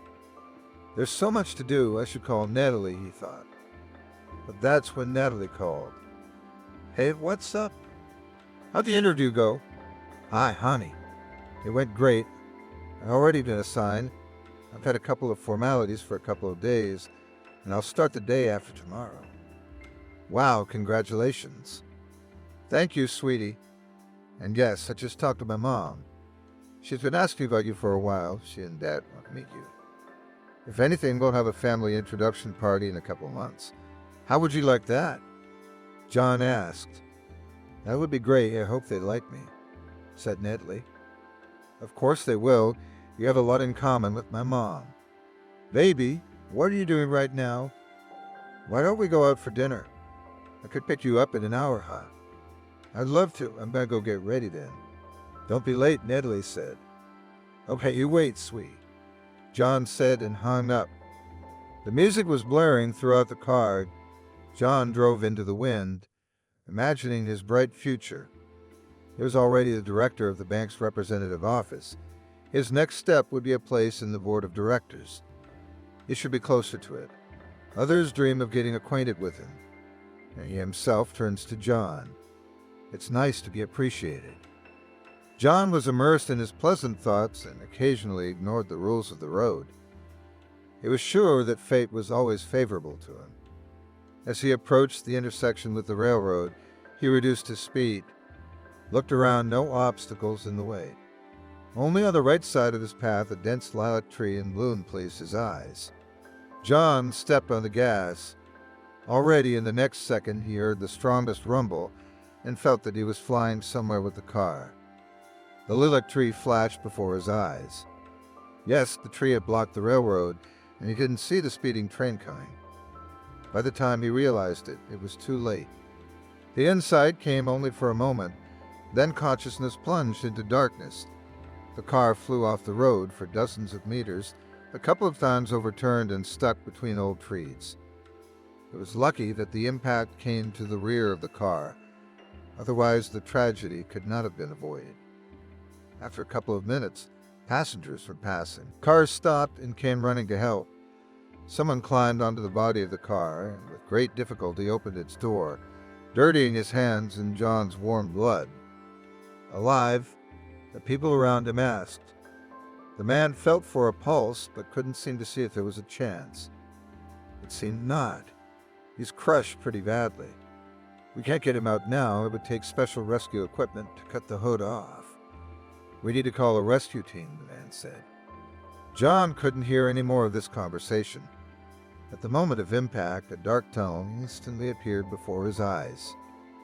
Now he sees a light at its end and flies towards that light, hoping to get relief from some intense pressure in it. He flies as hard as he can, but it is as if the light is purposely moving away from him. He knows for sure that he will find relief in that light, but it seems a long way off.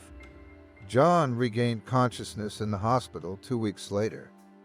When he opened his eyes, he didn't immediately realize where he was or what had happened to him. It seemed to him that he had slept a long, restless sleep and woke up with great difficulty. His mother was sitting next to him. "Where am I? What's happened to me?" John asked, barely regaining the strength to speak. "You're all right now, son. You were in a car accident. Eyewitnesses said you were lucky. Rest up. Get your strength back," Mom said. For the next few days, John tossed between heaven and earth. Then he regained consciousness and became aware of the hospital walls, then again plunged into the chaos and loud rumbling that had recently divided his life into before and after. It wasn't until a month later that his condition stabilized. Now he began to feel his back stiffen from the constant lying down. John finally felt he could move his arms on his own. Then he asked the doctor for permission to go for a walk. "I'm sorry, but in your case, you can't walk yet. The fact is that you've suffered a serious spinal injury. As a result, the nerve signals to your extremities are not flowing. This can cause your legs to be immobile," the doctor said. It was the worst thing John had ever heard in his life. Had he really become a cripple? But he didn't want to believe the doctor's words. He spent the rest of the day trying to move his legs, but nothing came of it. At night he lost sleep. The prospect of becoming an invalid completely paralyzed his thoughts. How could this be? What had he done to fate to be punished so cruelly? The treatment continued. By the end of the second month, John was feeling well, but movement to his legs had not returned. His mother and father were always at his side.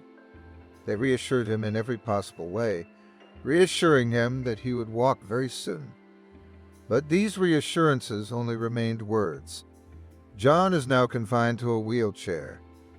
He had his first stroke a week after he was discharged from the hospital. Nathan personally visited him with gifts and then delicately hinted that his decision to approve John as director was being reversed.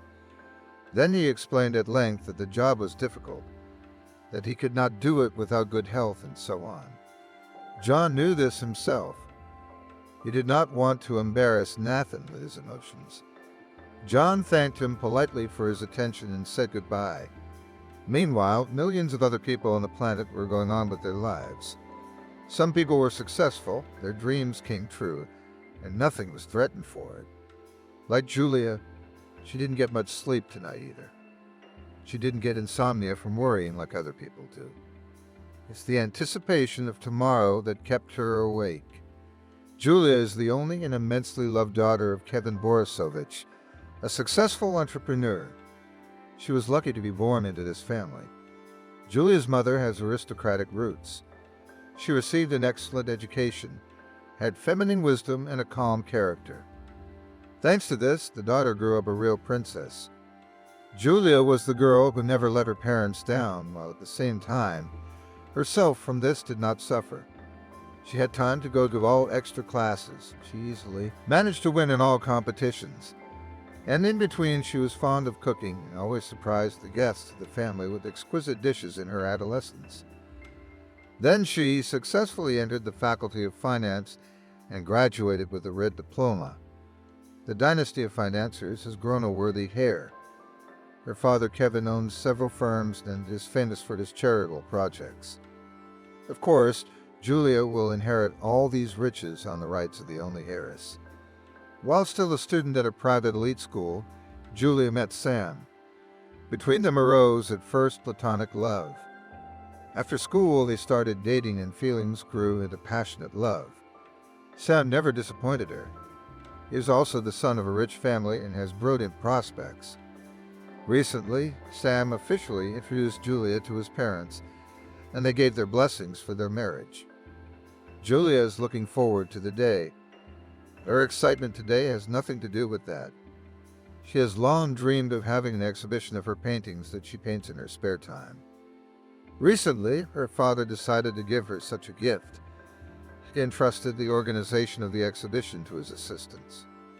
Julia found out about it when almost everything was ready. All that was left was to place the paintings in the city's artist's house and prepare for applause. Kevin had sent invitations to all the influential people in the city. There will be press, there will be stars and journalists. This will be Julia's first time performing in front of such a large audience. Sam will be there, that she has no doubt. At this time in the same city, student Kira was facing a big change in her life, and of course did not know through what events her path would cross with these people. "Mom, you can congratulate me. Found a job," said Kira, who had just come from her studies. Her mother was greatly surprised. "Daughter, what need do you have to work?" You study in medical school. Study takes so much energy and time from you. Your father and I provide you with everything you need. Why do you need a job? How long can I sit on your back? I'm old enough to take care of my own problems. That's not the point. You should put all your energy into studying to become a good doctor. You know how much responsibility this profession entails, don't you? If you miss something now, it could affect someone's life in the future. That's what you have to think about, your mother said. I'm thinking the same thing. My new job is directly related to my future profession. There I will gain practical experience. I will see real hospital life and doctor's life, said Kira with enthusiasm. Wait, so we got a job at the hospital. How did they get you if you're still in school? I got a job as a nurse. Daughter, are you out of your mind? Your father is a professor of medicine. Your mother is an academician. And you're going to work as a nurse. Here we go again. Here we go again. Aren't nurses human beings? I think it's the kind of job where you can fully immerse yourself in a real medical atmosphere. No, you've got to give it up before your father finds out. He's definitely not going to approve of this move. Mom, it's up to you. Dad listens to you for everything. If you say it's the right thing to do, Dad will support it. So try to understand me right now. I believe you won't have any trouble convincing your father of that, Kira said. Her mother sat down on the sofa and clutched her head. What's the need for all this? You don't need anything. You're getting your knowledge at university. There will be time for practice.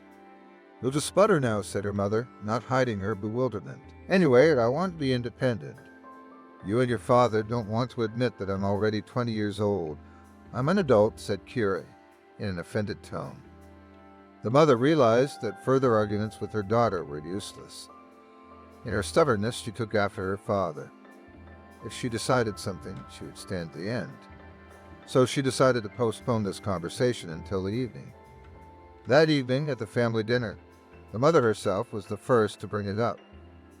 Father, your daughter wants to combine school and work. She says she's taken a job as a nurse at a dispensary for the handicapped. Tell her that's not a wise decision, the mother said. Kira, is it true? Father asked. Yes, Dad, it's true. Please don't change my mind. I'm ready to take full responsibility for my work and studies, said Kira. Of course, we don't doubt your responsibility, but in your case it looks very stupid. The professor's daughter works as a nurse in a dispensary. It doesn't even sound right.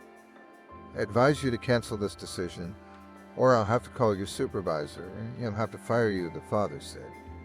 Whatever you want, I'll stick to what I want.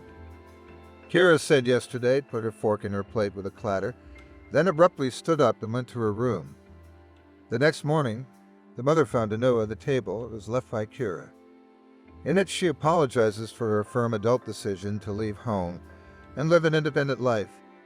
Julia's exhibition was a huge success. She was recognized by the public. Some of the paintings she managed to sell for a lot of money. It seemed that there was no one happier than her in the world. But even the happiest days were ahead.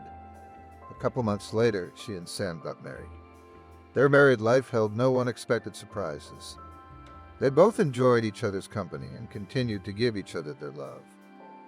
Such a perfect relationship is what millions of people dream of, and these two young people never had to suffer in this relationship. On one such day, Julia felt ill. She had felt that periodically she had strong moments of fatigue before, but she wrote it off as fatigue. This time, she noticed that her body was giving serious signals of irregularities. She didn't put off going to the doctor for long. A long examination did not reveal any serious illness. The doctor prescribed Julia more rest, vitamins, and sent her home. But even with plenty of rest, Julia's health continued to deteriorate. There were no specific signs of illness, so she restarted the study.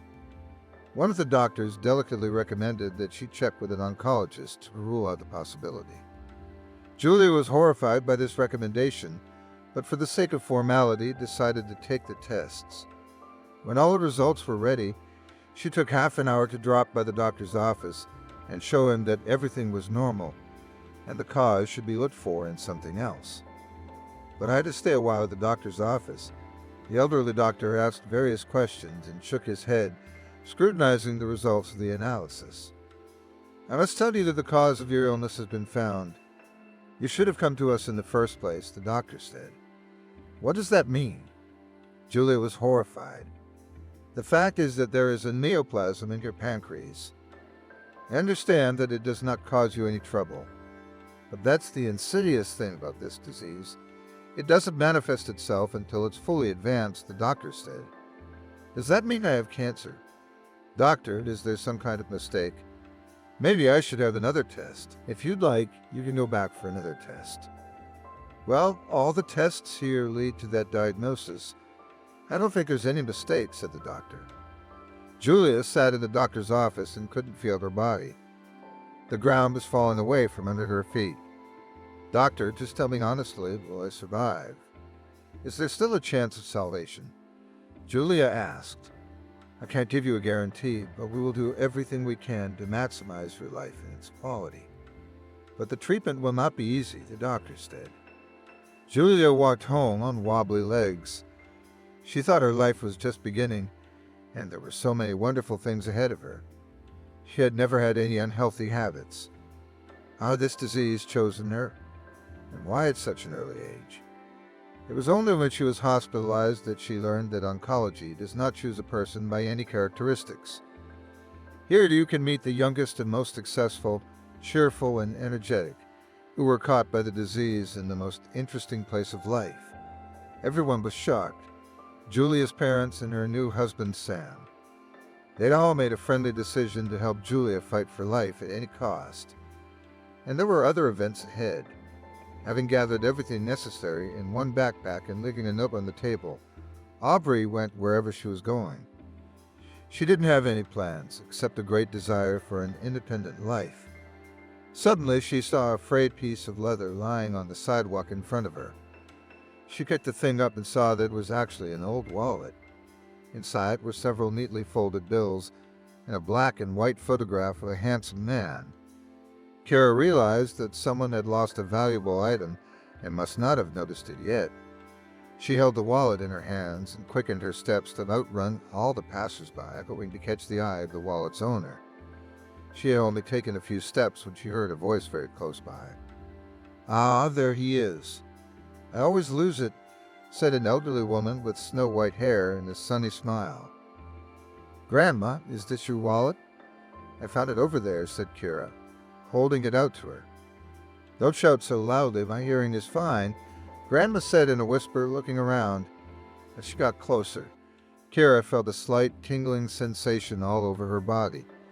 It was a strange sensation. She had never felt it before. "I'm sorry, I saw the picture there and realized that this thing was precious to you," she said. "It is, but there's more to it than that. You didn't come here for nothing, did you?" The grandmother asked with a mysterious smile. "Yes, I should be looking for a place to live, but I decided to take a walk," Kira said. "So I'm not wrong. Come on, I'll show you the apartment, and you decide whether you like to live in it or not," said the grandmother. Kara was glad to be so lucky. She would not have to call a huge number of people and run across the city, trying to grab the slightest opportunity. And if they could agree on money, it would be perfect. The grandmother with snow-white hair was walking along at a brisk pace. Her steps were quite brisk for an elderly person. They entered one of the entrances and went up to the second floor of an old cruise ship house. Despite the old wooden door inside the apartment, the atmosphere was quite different. Very bright and spacious, several rooms with minimalist decoration. "I rarely come here, but I always find time if necessary." "How do you like it?" "I like it very much. It must be expensive," Kira asked. "Yes, very expensive, but you don't have to pay. If you like it, then just settle down and live your life. The rest will happen," she said and smiled enigmatically again. "What do you mean you don't have to pay?" "I think it's unfair." "Don't worry, I'm solvent. My parents put enough money on my card every month," said Kira. "It's not about the money, forget it. Now I have to get a move on, they're waiting for me." "You'll find everything you need in your places," said the grandmother and hurried to the exit. "Excuse me, but what is your name?" The grandmother thought for a moment, then gave Kira her wide smile and said, Well, call me Grandma Cindy. Nice to meet you, Grandma Cindy. My name is Kira. I know, said the grandmother and left. Kira did not have time to ask how she knew her. And in general, a very strange woman. She catches passers-by on the street and lets them into her apartment for free. Sarah has been worried for 3 days about her son Oliver not answering her calls. She and her husband recently bought a separate apartment for student Oliver and separated him from themselves. The parents hoped that the spoiled lad would become more responsible and independent. But the hassle only got worse. Since Oliver lives separately from the medical university, his father's acquaintances began to call more often and ask why the son of such respected parents fell in academic performance. The parents guessed that the son has gotten involved with bad company and it's really distracting him from his studies. Guidance wasn't helping. The last time Oliver was in touch with them was 3 days ago, and today the teacher reported that he did not attend the university for 2 days in a row. Sarah's all worked up. Trying to talk to her son seriously is getting her nowhere. He's the hope of a medical dynasty. He needs to finish university and become a good doctor to inherit from his father a famous medical clinic in the city. Sarah decided to do things differently this time. She started dialing her husband's number. Jack, Oliver's teacher, called, says he's not showing up at the university. I think you should take the time to stop by and see him. I'm asking you to talk to him like a grown man to a man. I'm running out of arguments, she said. Sarah, honey, you should have thought of that before. You lost your son. You should have paid more attention to him when he was a teenager instead of following me around to find out I was unfaithful. So much for the consequences, Jack replied. Sarah knew the conversation would go therefore scripted. She'd had to listen silently to her husband's rebuke at first, then still insisted that he talk to his son. Returning from work, Jack knocked on his son's apartment, but he had to wait quite a while. He was not going to turn around and leave, as he had already seen from the yard how the lights were on in all the rooms of the apartment. Moreover, while he was standing outside the door, he heard stomping and rustling inside the apartment. So the son was home. Tired of waiting, he pulled out his key to Oliver's apartment and opened the door. A pungent odor of booze hit his nose. Clearly, his son wasn't wasting any time. Jack walked into the kitchen and saw the typical scene on the table. Empty bottles and plates of food. As he stood looking at the mess, he heard a voice behind him. Hello, sorry, we're in a bit of a mess. Jack saw the tall, wrapped woman in front of him hurriedly getting out of the shower. He looked at her in surprise and couldn't figure out who she was. The woman was clearly not in Oliver's circle. She was closer in age to Jack's own years than to young Oliver's. I'm sorry, who are you? Jack asked. My name is Eve, the woman said, and walked toward Jack with her hand outstretched. What are you doing here? Jack asked, not sure how to give his hand to the strange woman. Has Oliver told you anything about me? My name is Eva. Oliver and I have been dating for 6 months, and we're serious, the woman said. Okay, Eva, you're going to get dressed and go to your house. There you'll have plenty of time to think about why you shouldn't pair up with a kid who could be your son, Jack said. Wait a minute. How is it possible that you're a young and modern man and your views are medieval? Have you ever heard that there can be sincere and great feelings between people? In this case, age doesn't matter, Eva said. You can make all the arguments you want. Maybe Oliver is just having fun with you. It won't last long. It's almost over. And now you're free to go, Jack said and headed for the bedroom. By this time, Oliver had woken up with a terrible, lingering vigor and was trying to remember what had happened before and what day it was. He saw his father in front of him and was a little taken aback. Father, why are you here unannounced? Son, why don't you explain to me why no warning works on you? Come on, Dad, don't start. I've got a headache. Did the teacher call? Don't worry. I'll handle it, Oliver said. It's late. I don't see the point of further negotiations. Clean yourself up immediately and pack your things. You'll move back in with us. Your mother and I will rent or sell the apartment. Independent life is obviously not good for you, my father said in a menacing voice.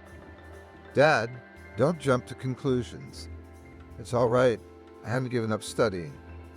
Sometimes I skip classes, but I finished all my exams on time. You're wrong about moving out. I'll have to start living on my own at some point. If you keep this up, you can forget about the clinic. Finish your studies and go to the bottom of the ladder, doing clinic duty and dressing wounds. No private clinic with a well-established reputation and client base for you, my father said. I promise it won't happen again. Try to understand me too, because I'm 22 and I'm not a kid, Oliver muttered to himself. Speaking of the baby, who is this madam? Jack nodded his head to the side. Oh, you mean Eve. That's an old friend of mine. It was her birthday, so I threw her a party at my place. She'll be here for a couple more days and then she'll go back to her place, Oliver said. Why is your old friend old enough to be your mother? Oliver sat silently because he didn't know what he saw in an older woman. Well, she and I have a great rapport, he mumbled under his breath again. People like her only look for knave simpletons like you to get access to your money. I'm sure you've been telling me all along that you're the head of a private clinic. Things will be different from now on. If you want to continue living apart from us in this apartment, forget about this woman. And yes, so that you don't get drawn into pathological relationships in the future. Find yourself a normal girl from your university and marry her. When you're a model student and head of the family, maybe we can revisit the clinic issue. Until then, you're grounded. I'll give you a month. If you bring a normal girl, we'll talk again. If you want to keep hanging around with grandmothers, you'll have to make your own career, Jack said and headed for the exit. He looked at Eva again, trying to remember where he'd seen this woman before. She looked familiar. Eva, what do you do? Asked Jack. I'm in the arts. What kind of art? I'm a dancer. Where do you dance? Theater? Ballet? I dance in a nightclub. The whole town knows me. Eve's got the spotlight on me. Now Jack remembered where he'd seen this woman. Indeed, the whole town knows her. She is a famous stripper who has been performing in various nightclubs for several years now. There was a time when Jack's own friends bragged about how they managed to get this Eva for one night. Apparently, the ratings of Eva since that time has not fallen, since now the turn came to his son. After the collapse of all hopes, John has been confined to a wheelchair for 6 months. Doctors have recommended various methods of treatment, but mobility in his legs has not yet appeared. The formerly active and enthusiastic boy is now forced to look out the window all day long and watch the lives of other people. His mother and father try to distract him in every possible way, reassuring him that he will soon be cured. But John has less and less hope. His favorite girl, Natalie, from the first days did not leave him. At the hospital, she walked him, helped him change his clothes, and never let him doubt his strength for a minute. After he was discharged home, Natalie started visiting him at home.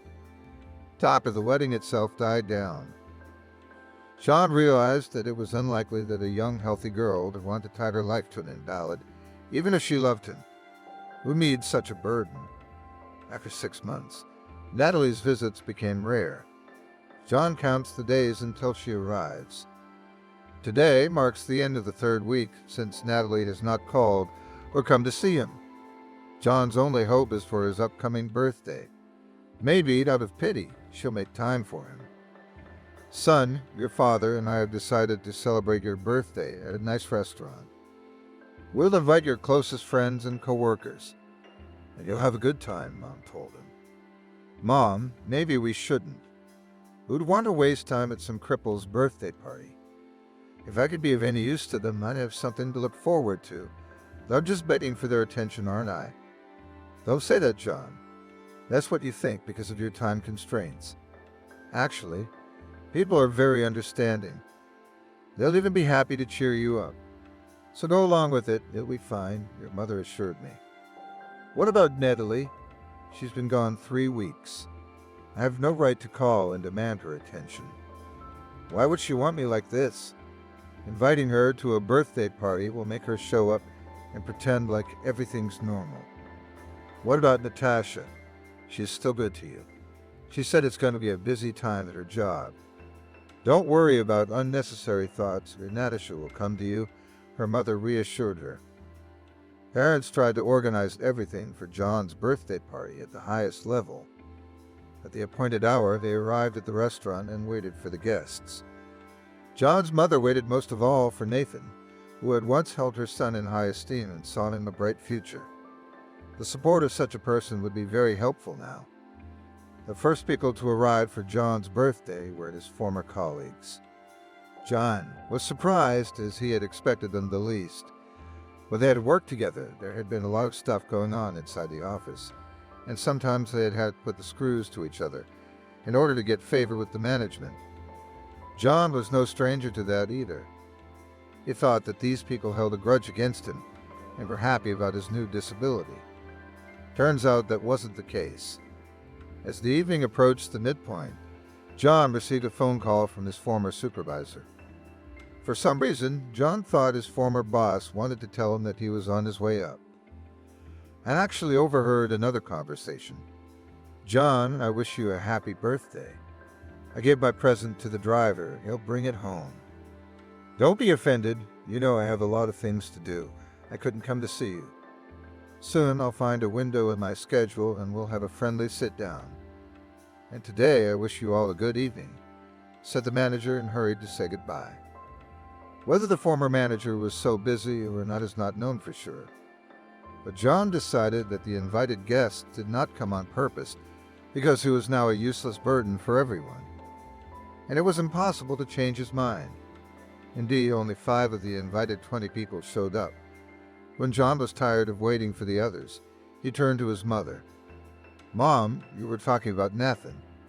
What did he say to you?" he asked. His mother had tried to avoid this question for so long, but she had not succeeded. She would have to tell the truth. "Son, don't take it personally. Nathan said he's meeting with some important partners tonight. He'd asked me to say hello to you, but he couldn't make it himself," your mother said. Everything became clear with this man, too. But John decided not to ask any questions about Natalie. He realized that he couldn't take another excuse from his loved ones. Natalie never showed up. The arriving guests wished John well. They noticed his low mood and tried to leave the evening before it was over. At the end, only his parents, his grandmother, and John himself stayed until the end of the party. The next morning, John woke up and regretted it. A crushing heartache prevented him from even breathing quietly. He suddenly realized that every morning he opened his eyes in pain and wished that the night's sleep wasn't the end of the whole nightmare. What upsets him the most is Natalie.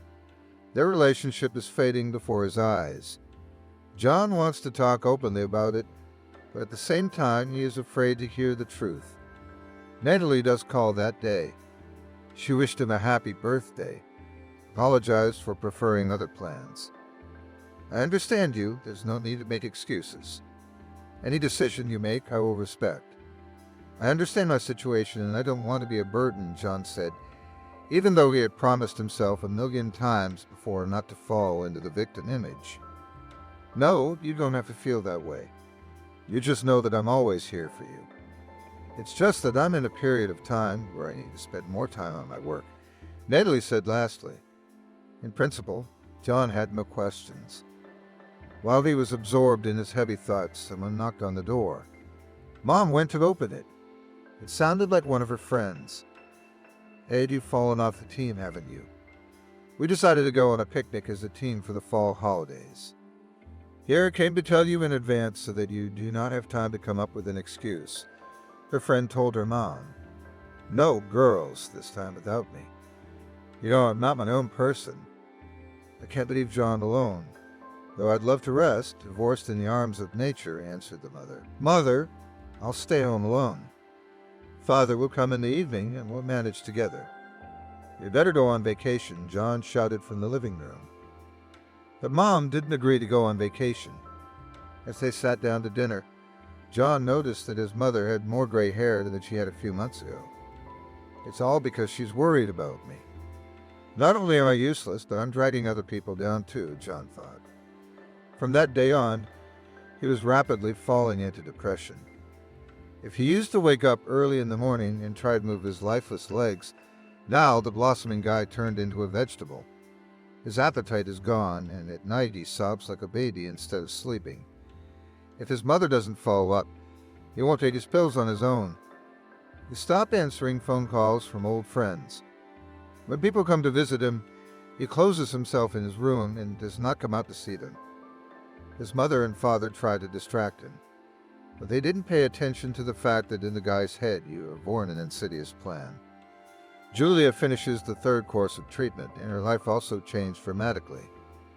All plans have had to be put away in a distant drawer called If You're Lucky. Today, she goes to the doctor to find out the results of the last test after the next course of chemotherapy.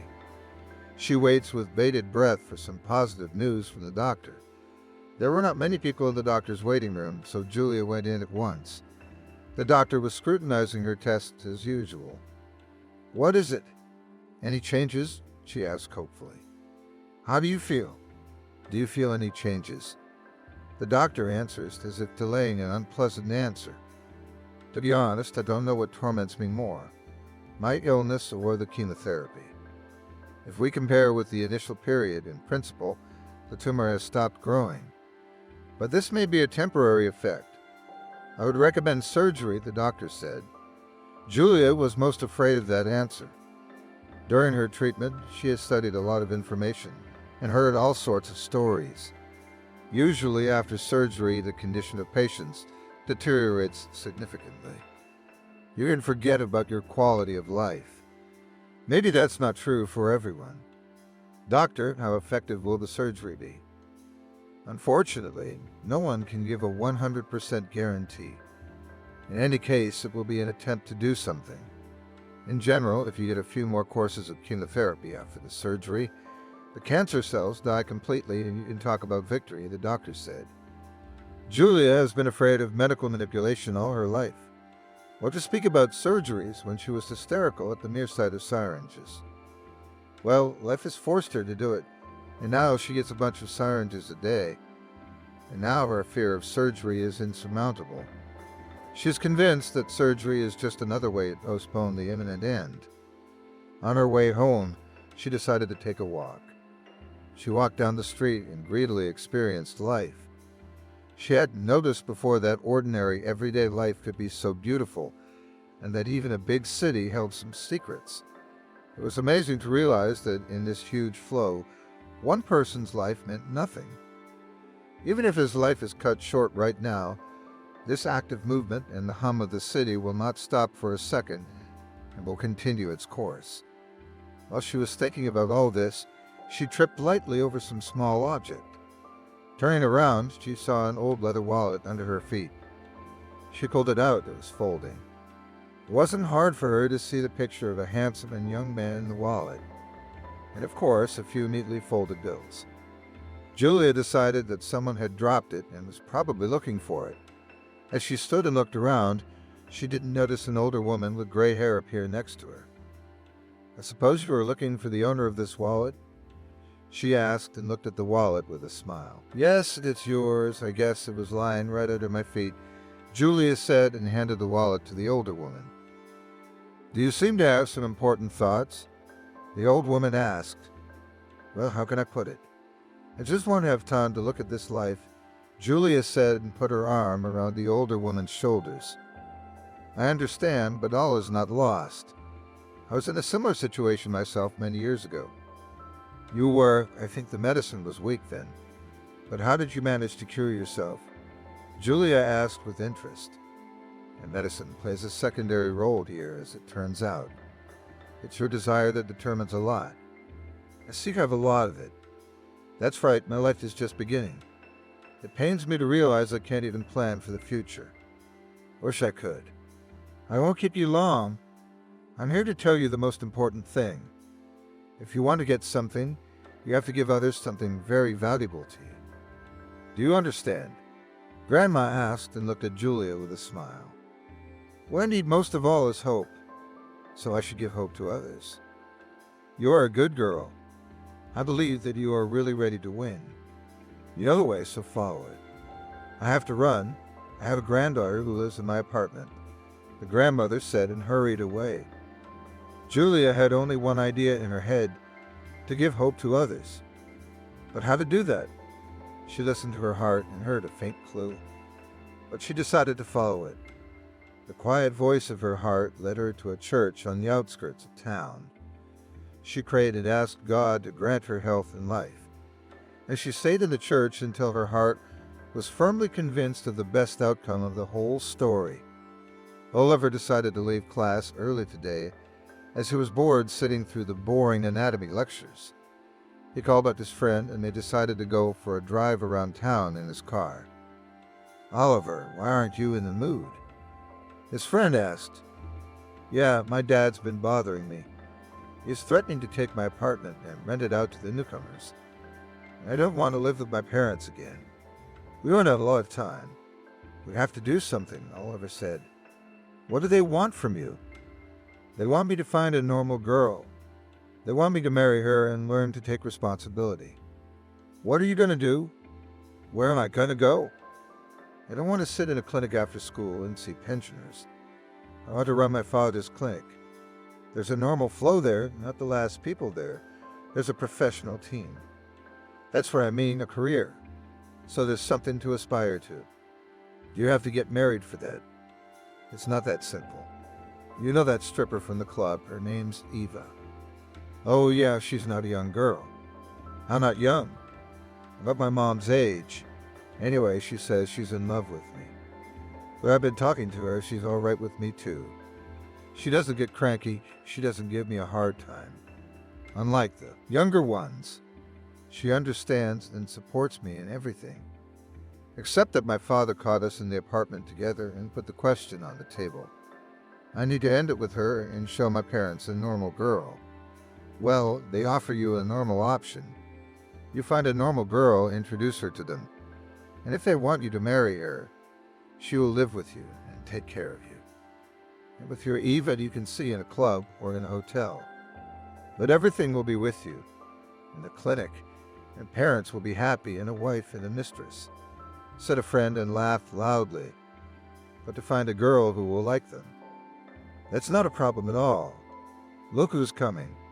You can tell she'll make a good wife. I think she goes to our university. Why don't we go over and meet her? I think I've seen her a couple times before. I'm going to try to make conversation. If anything, you vacate the front seat. I'll take her for a ride around town," said Oliver and hurried towards the girl. Hi. You're a school dear, right? I have a school dear too. Have you ever noticed? My name's Oliver. I'm Kira. I'm sorry. I didn't notice you before. Is your class over? Maybe we could go for a ride. I'm free for a couple hours. Unless I have to get to my work. I don't have much time, Kira replied. On the way, they chatted about their studies. Kira was smart, but not as interesting as the stripper Eva. But Oliver didn't forget about his goal for a second, so he actively kept talking to her. And when they arrived at one of the city hospitals, Kira hurriedly said goodbye and ran inside the hospital. They'd agreed to meet in the evening when Kira was free. Oliver didn't even ask why this girl was coming here. Their romance was developing rapidly. Kira had never been as intimate with anyone before as she was with Oliver now. Longing for her parents was replaced by confidence in the delights of adulthood. Oliver was quite adept at dealing with the female sex. Therefore, he had no trouble entering Kira's life and even finding a place in her heart. At first, Kira couldn't believe that her first love had come to her. But each time, scrutinizing the face of this cheerful young man, she more and more convinced herself that this is the real female happiness. She never burdened him with her current affairs and problems. They had no problems in life. A couple months later, Oliver told his parents that he had met a nice girl and they were in a serious relationship. Jack and Sarah were overjoyed. Now they began to insist on meeting this girl. When Kira heard about this proposal, she had no doubt that Oliver was her destiny. Today, Kira's work shift was hard. In general, Oliver charges are considered heavy patients. Most of them are bedridden and in constant need of help from others. In addition, people with disabilities become moody and cranky over time. it is sometimes difficult for their loved ones to cope with them. Kira had a unique talent to find a common language with each ward. Tonight, there was a conflict between two patients. A middle-aged woman accuses a young girl of stealing her commemorative comb. The girl assures that she did not see any comb. At first, there was a verbal altercation between the two. Then the girl could not stand the neighbor's outbursts and threw her mug at her. The neighbor threw the mug back at the girl. As a result, the girl received a serious injury to her eye. Kara found out about everything only when the noise was raised. She ran to the room and started to find out what had happened. By that time, both women were out of their minds. The girl was screaming and crying like a small child. The woman was inconsolable that the one wanted to hurt her.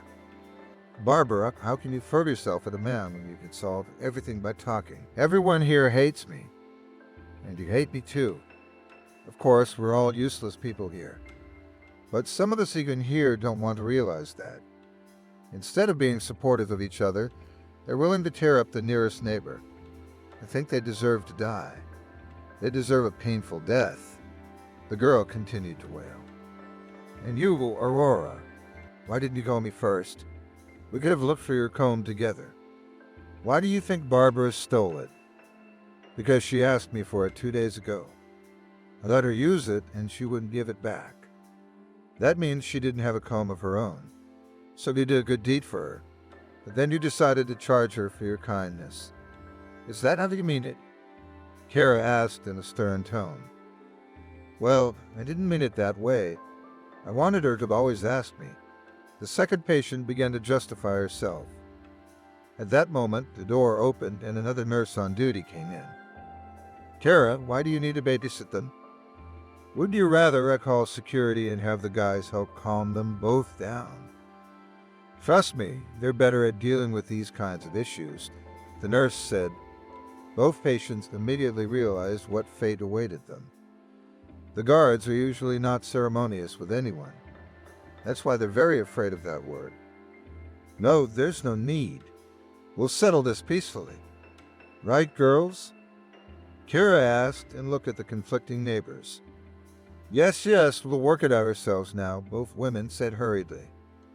In the morning, as Kira was leaving the hospital grounds to go shopping, she stopped purposely at a small cosmetic store. She got 2 combs and brought them to her charges. "Here's one for both of you. Now you won't have to fight with each other," Kira said. Both women were very happy with even such a small gift. Kara finally found time for other things and headed for the staff room. Suddenly, she heard sounds in the head doctor's office. "I don't want to torture them with my existence. Because of me, my parents have to deny me everything. Friends put a cross on me, held a birthday party. Almost none of them came. There was a favorite girl, she gradually disappeared from my life.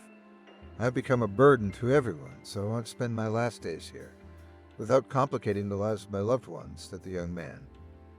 "Why do you have the impression that you are making life difficult for them?" asked the doctor. "I feel it. The day will come when they will say it to my face. I don't want to wait for that day, so I decided to leave home voluntarily. Accept me, and I want to stay here," said a young man in a wheelchair. "All right, we'll take you in. Just keep in mind that you have a good chance of getting back on your feet and returning to a full life. You'll have to take good care of your health here. We'll try to help you with that." "No, I don't believe in that anymore," the young man said and cried like a child. Kara realized that the new resident of the dispensary had come here on his own. Judging by his words, he has a depressive state. That means that she should establish contact with this patient and be as attentive to them as possible. Thus began John's new life under the same roof with the disabled. Julia spent the whole night thinking about how to be useful to others. In her case, it would not be easy. She herself can barely cope with a progressive disease. But she was determined to show the world that even in this condition she had fortitude and was willing to be of service to others. This would strengthen her motivation to recover at the deepest level. In search of like-minded people, she came to a supportive community for cancer patients. She asked to volunteer, In fact, the volunteers here are those who are themselves suffering from cancer at some stage or the other. Her task is to periodically visit elderly patients to help them organize their life and leisure time. These people have proved to be in high demand here. On her first day at work, Julia received a call from a woman asking for help. She complained that she was seriously ill and had nowhere to go. Julia decided to visit the woman. When she arrived, she found a lonely woman with disabilities in an old abandoned house. It was unknown how she had survived without help before. I had a son who took care of me in some way. Recently, he had an accident and died. I signed the house over to my son a long time ago. Now my daughter-in-law wants to build a new house here, and I am in the way. She sends people every day and demands that I vacate the house, the woman said and cried. Darga realized that the woman clearly did not have the energy for a showdown. Now she needed to take care of her health. She consulted with her supervisor and decided to help the woman to be accommodated in a dispensary for the disabled. On the same day, Kira witnessed a second person being brought in. For her, these are normal working moments. She didn't bother with this woman, as it was supposedly her daughter who was next to her. But the next night shift turned out to be a turbulent one. The newly arrived woman was in severe pain. Julia stayed by her side. In the middle of the night, she ran to Kira asking her to find a doctor and examine the sick woman. It's impossible now. We have to wait until morning, Kira replied. But she is in unbearable pain. She needs strong painkillers. The person is suffering. Think of something. Julia was inconsolable. Girl, we see how difficult it is for your mother. But now it is technically impossible to get the necessary drugs. We will deal with this issue first thing in the morning, Kira answered her. She was sure that Julia was the caring daughter of this woman. Their acquaintance had come much later. I feel sorry for her. Bodily pain is one thing, but she's also in mental pain from being kicked out of her home. Julia told her mentee's story. How did you let this happen? Didn't you have anyone else close to you to protect you? Kara asked in surprise. Me? I have loved ones. I'm fine. I'm in my ward. Isn't she your mother? No, I'm just a volunteer. My mother and father are healthy, thank God. I volunteered for a volunteer organization to make it count as my yes to life. I understand you. You're caring for a complete stranger, right? What made you do it? I'm diagnosed with cancer myself. There's a little time for observation, and if there are no positive changes, we'll have surgery. It's a big one. I'm really scared. Do you know what it's like when you're just starting out in life, setting big goals and having big hopes, and then bam, you're diagnosed? It's like a cruel joke of fate. I met this woman on the street, and she made me realize something very important. I have to help others deal with their illness in order to conquer mine. In short, I just want to live. That's all. I understand you. You deserve all the praise and respect you can get. I'm sure you'll be fine. You will recover and live a long life, said Kira and hugged her new acquaintance. So this is where you work. I hope the atmosphere of the place doesn't put pressure on you, because you are still so young. Julia asked. No, not at all, because I realize that I have to be strong enough to withstand such manifestations of life. I'm studying to be a doctor. My parents are medical scientists. They've been so dedicated to medicine all their lives, too. Why here? You would have easily gotten a job at any other hospital or even a private clinic. I think this is the real face of reality here. In private clinics, of course, comfortable, many of the horrors of our profession just do not see. But here, the disease is intertwined with real fates. I'm interested in learning all this, enthusiastically told Kira. I'm finishing my shift and you hang in there. I still have time to clean up. I have a big night tonight, she added. Do you have a date? Not exactly. Meeting my favorite person's parents. Wow, that's really important. Don't stay here too long and get ready, Julia said. Kara hurriedly headed for the locker room. Passing by the sanitary room, she noticed a strange picture. Some of the guests of the dispensary headed to the treatment room in a wheelchair and actively looked around. as if hiding from someone. Kira began to discreetly observe further. The man waited for the nurse to leave the treatment room, then drove into the office. When Kira came to the doorway, she saw the man hurriedly going through the medications in the nurse's open safe. "What are you looking for in here?" Kira asked. John hadn't noticed that he was being watched earlier. Therefore, he was startled. "I was looking for my pills and they didn't give them to me today, so I thought I'd look for them myself." He came up with an idea. "You don't have to get them on your own. You and I will go to your room and you will wait for the nurse," Kira said and rolled John's wheelchair. Kira looked closely at the fading guy but found no suspicious signs. Later, the nurse counted the medications in her office and made sure none of them were missing. Kira believed that the guy had really come for the pills. Now she headed to the locker room with peace of mind. No sooner had she reached the mirror than she heard the exhausted screams from the ward. She ran back in. A young man in a wheelchair, who had just been looking for his pills, was lying on the floor bleeding. Kira didn't immediately realize what had happened. As luck would have it, the head doctor wasn't there. Kira came closer and saw that the young man had cut himself with something. Kira wanted to call for help, but she couldn't find anyone from the medical staff. It was with great difficulty that she was able to lift the guy off the floor and put him in the bed. He was conscious and crying like a little baby. The guy was wailing that he wanted to get out of his life and end this torment. Here, Kira remembered the doctor's words there, that she should be as careful as possible with this guy. The doctor had said he was in an acute stage of depression, and anything could happen. She had to stop the blood from the wound and bandage it herself. Fortunately, the wound was shallow. Then the guy was sedated and put to sleep. Kira realized that she was going to have to rethink her plans. She dialed Oliver. "Hey, sweetie, we've been waiting for you here for a long time," Oliver said in an affectionate voice. "I'm sorry that I don't think I can make it tonight," she said. "Next time, my parents might not be able to make time for you. You and I planned this evening 2 weeks ago, so what's the excuse now?" Oliver was losing his temper. "It's a long explanation, I'm sorry. I'll call you later," Kira said and hung up. Oliver was extremely angry.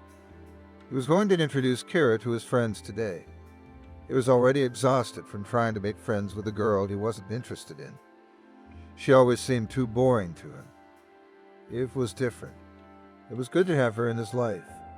Oliver decided to distract himself from his anger and dialed her number. A woman's voice answered on the other end of the line. "What do you want?" Eva answered a little snidely. "Honey, I've missed you. We need to see each other today," Oliver pleaded. "The meeting isn't until after my show is over. It'll be closer to midnight." "Wait at your apartment, I'll be there," Eva said. "No, you don't need to come. Dad's still mad from that time. He wants to break us up. Now you and I need to meet somewhere neutral for a while," Oliver replied. "Look, I don't like to go to hotels. I like the comforts of home. I think you're a mature guy who can work things out with your parents. And after all, it's your apartment, right? Why do they manipulate you so much and you fall for it like a kid?" said Eva. Oliver hung up the phone and thought, indeed, Eva saw through everything. Parents always find a way to impose their opinions. If before it was just persuasion, now that he was older, it was blackmail. Still, it's good to have Eva around to point these things out. Thus, there was a sharp protest inside Oliver about his parents. Kira was nervous when Oliver once again invited her to meet his parents. She'd never been particularly confident, especially after a long shift at the hospital. When they arrived at Oliver's parents' house, Jack and Sarah greeted them with smiles and hugs. They managed to chat about all sorts of things along the way. "It was a tough shift, saving a man from suicide," Kira said. "What a job you have. But this is reality. The other side of reality, where illness changes destinies and people. I want to be a specialist with a capital letter. That's why I got this particular job," Kira said. Oliver flinched and looked at Kira with surprise. He knew she worked at the hospital, but he had thought she handled less heavy tasks. He had never talked to her about it, and this was news to him. They quickly reached the huge mansion where Oliver's parents lived. "Well, hello, son. Good to see you. And this is your girlfriend, Kira, the one you told us about," said his father, trying to lighten the mood after that unpleasant conversation. "Yes, Dad, this is Kira." "What a nice girl. Nice to meet you, Kira." "Nice to meet you, Sarah." They sat down at the table and began to talk, discussing various topics. Kira tried to be friendly and cheerful, but her nervousness was still evident. Oliver noticed that she was often distracted and uninvolved in the conversation. Oliver decided to lighten the atmosphere and suddenly turned the topic of conversation in an unexpected direction. "Mom, Dad, I'll tell you where Kira works. She works as a nurse at the hospital."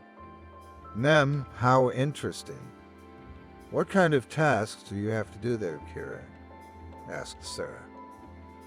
Kira started to get even more nervous. "Well, it's not a very interesting job, but someone has to do it, right?" Yes, it's true. It's so interesting that sometimes Kira can't get out of this hospital," Oliver added sarcastically. Jack noticed that his son was overstepping his bounds. "Why, it's not so bad. Any labor is useful. I suggest we change the subject," he said. Oliver didn't want to shut up. "No, of course not, but Kira herself is always complaining that it's such a boring job." Kira felt her face turn red. She felt uncomfortable and awkward when all of a sudden wanted to talk about her job. She wanted to say something in her defense, but the words wouldn't come. Sarah tried to smooth things over. "Well, Kira, but this is such important and noble work. You're doing a very important job," Jack added. "Absolutely right, Sarah. We're proud of you, Kira." Kira felt a little better when her parents accepted her work with respect. Oliver still wouldn't let go of the situation. "Well, you of course, no offense. It's just that I didn't know you worked in such a lowly position before," he added. Kira felt tears welling up in her eyes. She set the cup of tea on the table and stood up. She said goodbye to Oliver's parents and quickly walked out of the house. Oliver stayed with his parents and tried to explain why he had made a joke about her. The next day, Kira arrived at work and began to reflect on last night. She was disappointed in Oliver and didn't know how they would continue their relationship. She sat in her office and suddenly heard someone calling her name, and it was Sarah. "Kira, there was a misunderstanding at dinner last night. I came to talk to you privately. I used to work in a hospital, too. I was a surgical nurse and I loved it. So don't think Oliver's words are true. He's very easygoing. I'm sure you've noticed that," her mother said. Kira smiled. She realized that Oliver wasn't a bad guy and she loved him. She decided to give him another chance. After a few meetings with Sarah, Kira had become firmly friends with her. Oliver's mother insisted in every way possible that their relationship continue and grow. It turned out that Sarah was well aware of her son's flighty nature. Of course, Kira did not know that at home every day Sarah and her husband discussed their relationship. The father believes that a girl like Kira is the only chance for their son to grow up and learn responsibility. In fact, Kira is the perfect match for Oliver because she is also a future medical professional. Kira had been prioritizing her work, but now she was paying more attention to Oliver. Tonight, they were going out together. Kira decided to give herself a chance to rest. But she could never get comfortable spending time around Oliver when she thought of her patients. So that those people would not suffer in her absence, Kira decided to make an arrangement with Julia. "Julia, you're already your own man here. I have a small favor to ask of you. Could you look at him in John's room more often tonight? Make sure he doesn't get any sharp objects in his hands. We also need to make sure he doesn't get his hands on anyone else's drugs. He could drink them and accomplish his goal," Kira said. "Don't worry, I'm thinking of talking to the guy myself sometime," Julia promised. Kira took a flying gait and flew off to meet her lover. Julia tended to the sick, helping some to eat and some to change. In the evening, she made sure that everyone drank their pills and went to bed. When the ward was quiet, She sat down in the foyer and finally allowed herself a cup of coffee in complete tranquility. But it wasn't to be. After a while, she heard the quiet squeak of wheels. It wasn't hard to guess that it was the wheels of a wheelchair. Julia began to watch further. The same depressed guy, John, was looking around before wheeling his wheelchair out of the room. Julia bent lower at her desk and it was hard to see her. The wheelchair moved slowly and headed towards the treatment room. When it disappeared behind the door, Julia followed. Through the gap in the doorway, she saw the guy hurriedly pocket some medication and hurried back. "Stop! What do you want here?" Julia asked John. He was instantly angry that he had been caught again, but he didn't confess his intentions. Instead, he turned on the victim again. "I felt sick, so I decided to take a sleeping pill. I didn't want to bother the nurse to get tired of dealing with us all day. What if it's not true?" Julia asked. "If you don't believe it, that's your business." "I need to go to my room," John said and rolled his wheelchair into the room. Julia followed him. When he pulled into the room, she followed him in and closed the door. "You take over, I'll take a look around," Julia said, then crossed her arms and stood in the middle of the room. "I'm going to complain to the doctor about you." "What do you want me to do?" "Actually, you should have taken care of me. Brought me sleeping pills." John tried to get rid of the intrusive girl's attention. "Don't lie to me, I know you're tired of living. I know all you've been doing lately is trying to get out of life. So you can't fool me," Julia said. John was taken aback by these words, since no one had ever allowed themselves to talk to him like that before. He had long ago realized that people are willing to comfort endlessly if you show them your weakness.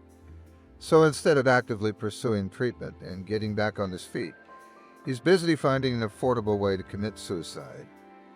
"You know, I feel unwanted and superfluous everywhere. And yet somehow I live. Before I was a blossoming man, I was on the road to success. I had grand plans for my life. One day, it all came crashing down and I turned into a vegetable. Who would want me like that?" Before John could finish, Julia cut him off. "I know you've been trying to kill yourself for a long time." "Is that true?" she asked, looking him straight in the eye. "That's true, but I actually went to get some pills right now." "I wanted to sleep better and not wake up at night," John said. "That's all secondary. Let's talk about your plans. Do you really want to die? Maybe I can help you," Julia asked. "Are you kidding?" John looked at the girl with incomprehension. "No, I'm not joking. I suggest you take a walk with me. Just you will tell me everything," Julia said, and without waiting for his answer, rolled the stroller towards the exit. She led the stroller along a large highway where rare cars were rushing by. They traveled a decent distance while John talked about his former life. It was very strange having such a life story, not to want to continue it. As I understand it, you were promising as a specialist. You had loving parents that you gave up on yourself. You built strong relationships that can build more. As soon as you were put to the test and needed a little persistence and patience, you decided to resent the whole world and give up on life itself. "I guess I don't understand something about it," Julia said and swerved the stroller into the driveway. Then she leaned over and locked the wheels of the stroller. When she was sure it was stationary, Julia stepped back to the sidewalk. John was left completely bewildered. "Hey you, what do you think you're doing?" "Unlock the wheels." John started to get indignant. "Don't even ask. You've been wanting to get out of your life for so long. Make it look like an accident. Then your parents will have a chance to forget about you someday and won't spend the rest of their lives wondering what they did wrong. Then the hospital management won't have any complaints about me not looking after you that night while they were busy with more difficult patients. If you want to leave such an encouraging life, then leave it in such a way that no one gets hurt because of your stupid decision," Julia said and sat down on the sidewalk. "Are you out of your mind? Can't you see how fast the cars are going?" "I do. That's why I brought you here on purpose. Any other car could be the death of you. So accept it with dignity." "You're really crazy." "I'll complain to the doctor tomorrow. You'll be fired. No, you should go to jail." How do you abuse an infirm person like that? John shouted. He continued his outrage at the top of his voice. But not all his words reached Julia. While he was shouting, another car was speeding toward him. John looked at the light of the headlights and suddenly pleaded with himself. He closed his eyes tightly and gripped the rail of his wheelchair with his hands. A moment later, he was shaken by the strong wind, and then the noise died down, followed by the disappearance of the car's headlights. What do you think? Death just blew right past you, yet your hair was ruffled by the wind of the flying car. How does it feel? Julia shouted. You're insane. Just now I was barely alive, and next time it might not be. It will be on your conscience, you lunatic. Julia remained indifferent to his outrage. She just sat on the edge of the sidewalk and looked at this man, who in an instant had gone from suicidal to another person, who was desperately fighting for life. John, I'm offering you a deal. It'll be good for both of us. You give your unnecessary life to me, and you take my impending death. I think that's fair. Everyone gets what they want, Julia said. I don't get it. What kind of a trick is this? Shouted John, who was sitting in a wheelchair in the middle of the road. I am figuratively speaking to convey something very important to you. We've been having a heart-to-heart talk for almost half an hour, and you've never once asked me why I should bother with you and listen to your complaints. Meanwhile, I'm comparing them to my reality. You want to know. You're just doing your job. No, I'm a financier by trade. I was born into a finance dynasty, which means I could spend my life counting big bucks. I was really going for it. Then one day I got a diagnosis that put the whole course of my life into question. And now, for 8 months, I had been fighting hard for life and convincing myself every second that God hears my prayers and will not take my life at such an early age. I really need life, and if you don't need it, let's switch roles, Julia shouted back at him. Well, sorry, I thought you were the new staff here. I sympathize with you about the illnesses. I think you're giving up hope for nothing. I know a lot of people who've made a full recovery from an incurable diagnosis. Believe me, with such a courageous character and stubbornness, you will definitely win, said John, already changing his tone to a more friendly one. Well, that seems to be the deal. Are you ready to go back to your room and think about your position in life? Ideally, you should go back to your parents and work hard on their health. I've read your story. You have a real chance of getting back on your feet, Julia said. John sat in silence. Julia realized that he was thinking about something very important, which meant that the process was underway. A person can't accept important thoughts at once, so you have to let him live with the idea for a few days. With these thoughts, she got up from her seat and went to the wheelchair to take him back to the hospital. Seeing the headlights of another car flying towards them, Julia quickened her steps. All she had to do was make a couple simple movements to get John to the safe side of the road. But this car was going seemingly much faster than the other cars were passing. The next moment, Julia heard a loud rattle of metal and a lingering creak. The light of the headlights disappeared and total darkness reigned all around. She ran in the direction the car had rolled after flipping several times along the road. As she got close, all she could see was the wheels of the car in the air as it continued to spin. The air was filled with the smell of burning rubber. She pulled out her cell phone and called her colleagues for help. There was no time to wait for a medical ambulance. Judging by the moans, there were several people inside the overturned car. But where was John? Julia was horrified when she imagined the possible scenario of the collision.